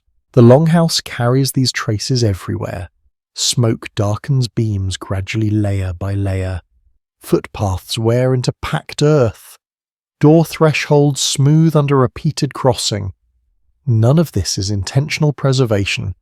It happens because life continues here season after season, without pause. You sense how sleep becomes part of that continuity. By resting here, you take your place inside a pattern that existed long before you arrived and will continue after you leave. This realization feels oddly calming. Your night is not isolated. It is one link in a long chain of nights shaped by the same needs and responses. A quiet detail reveals this best. When someone wakes briefly and adjusts a blanket or feeds the fire, they do it the same way others did before them. The motion feels inherited rather than invented. No one explains it. It simply feels right. The material record supports this feeling of continuity. Longhouses were rebuilt repeatedly on the same sites, sometimes directly atop older structures. New walls rose where old ones stood. Fires burned in familiar places. The layout persisted even as materials changed. Place mattered. There is room to question how consciously people thought about this sense of inheritance. Some likely felt it strongly. Others may have noticed it only dimly, if at all. What matters is that behaviour carried memory forward regardless of awareness. Habit does not require reflection to endure. You feel yourself soften into that habit now. Sleep comes easier when you stop treating the night as something to conquer and start accepting it as something shared across time. The Longhouse does not care who you are individually. It supports whoever lies within it as long as they follow its rhythms. Outside, winter continues its slow cycle. Storms pass, snow deepens, then melts. Inside, the pattern remains. Fire, breath, rest, repair, repeat. You close your eyes again, aware that this sleep connects you to something larger than a single night. Memory settles around you like another layer of warmth, thin but steady, carried forward not by words but by repetition. The night has done its work on you now, not all at once, but gradually in the same patient way winter does everything here. Your body feels heavy in a calm, settled way. Muscles no longer resist the bench. Breath moves easily beneath layers of wool and fur. The Longhouse has stopped feeling like a place you are inside and started feeling like something that holds you. You notice how little effort it takes now to remain still. Earlier in the night you adjusted constantly, chasing warmth and comfort. Now everything feels balanced enough. The fire has found its steady rhythm. Bodies have arranged themselves into a quiet harmony. Even the animals lie still halt, radiating without movement. This is the moment people here wait for, even if they never name it. The point where exhaustion finally outweighs awareness, where the night no longer feels long but complete. You have made it through another stretch of darkness and nothing urgent remains undone. The Longhouse seems to recognise this too. Sounds soften. The occasional crackle of embers feels distant. Wind presses less insistently against the walls, or perhaps you simply no longer register it. Snow continues to fall or settle outside, but inside everything feels contained. You realise that sleep here is not a reward at the end of effort. It is part of the effort itself. Rest is how winter is survived. Without it, strength fades quickly. With it, even the hardest seasons can be endured. A small grounding detail returns your focus to the present. Your hand rests against the bench, fingers touching wood worn smooth by countless nights. The surface is warm now, heat soaked into it slowly over hours. That warmth feels earned, shared, passed along. There is no dramatic ending to this night. No final sound, no clear boundary where wakefulness disappears. Instead, consciousness loosens its grip little by little. Thoughts slow, images blur. The Longhouse continues its quiet watch without needing you to participate anymore. You let go of the effort to listen. You let go of the need to adjust. You trust the fire, you trust the walls. You trust the people around you to rise if needed, just as you would. And with that trust, sleep finally deepens fully, not as escape, but as belonging. As your rest settles into its deepest layer, everything begins to soften even more. The sounds around you stretch out, slower now, gentler. Breath moves in long, unhurried waves. Warmth stays where it needs to be. Nothing asks for your attention anymore. The Longhouse fades into sensation rather than place. You're aware of weight and heat, not shape or sound. Firelight becomes a distant glow behind closed eyes. Night no longer feels like time passing. It feels like stillness holding. You do not need to prepare for morning yet. That will come on its own, just as it always has. For now, there is only rest. Only the quiet assurance that you are sheltered, surrounded, and safe enough. If thoughts drift through, let them pass without following. Like smoke rising towards the roof, they can move on without effort. Your body knows what to do now. It has learned the rhythm of this place. Stay where you are. Breathe slowly. Let the warmth linger. Let the night finish what it started. The Longhouse remains steady. Winter waits outside. Inside, sleep holds you gently and nothing more is required. Sweet dreams.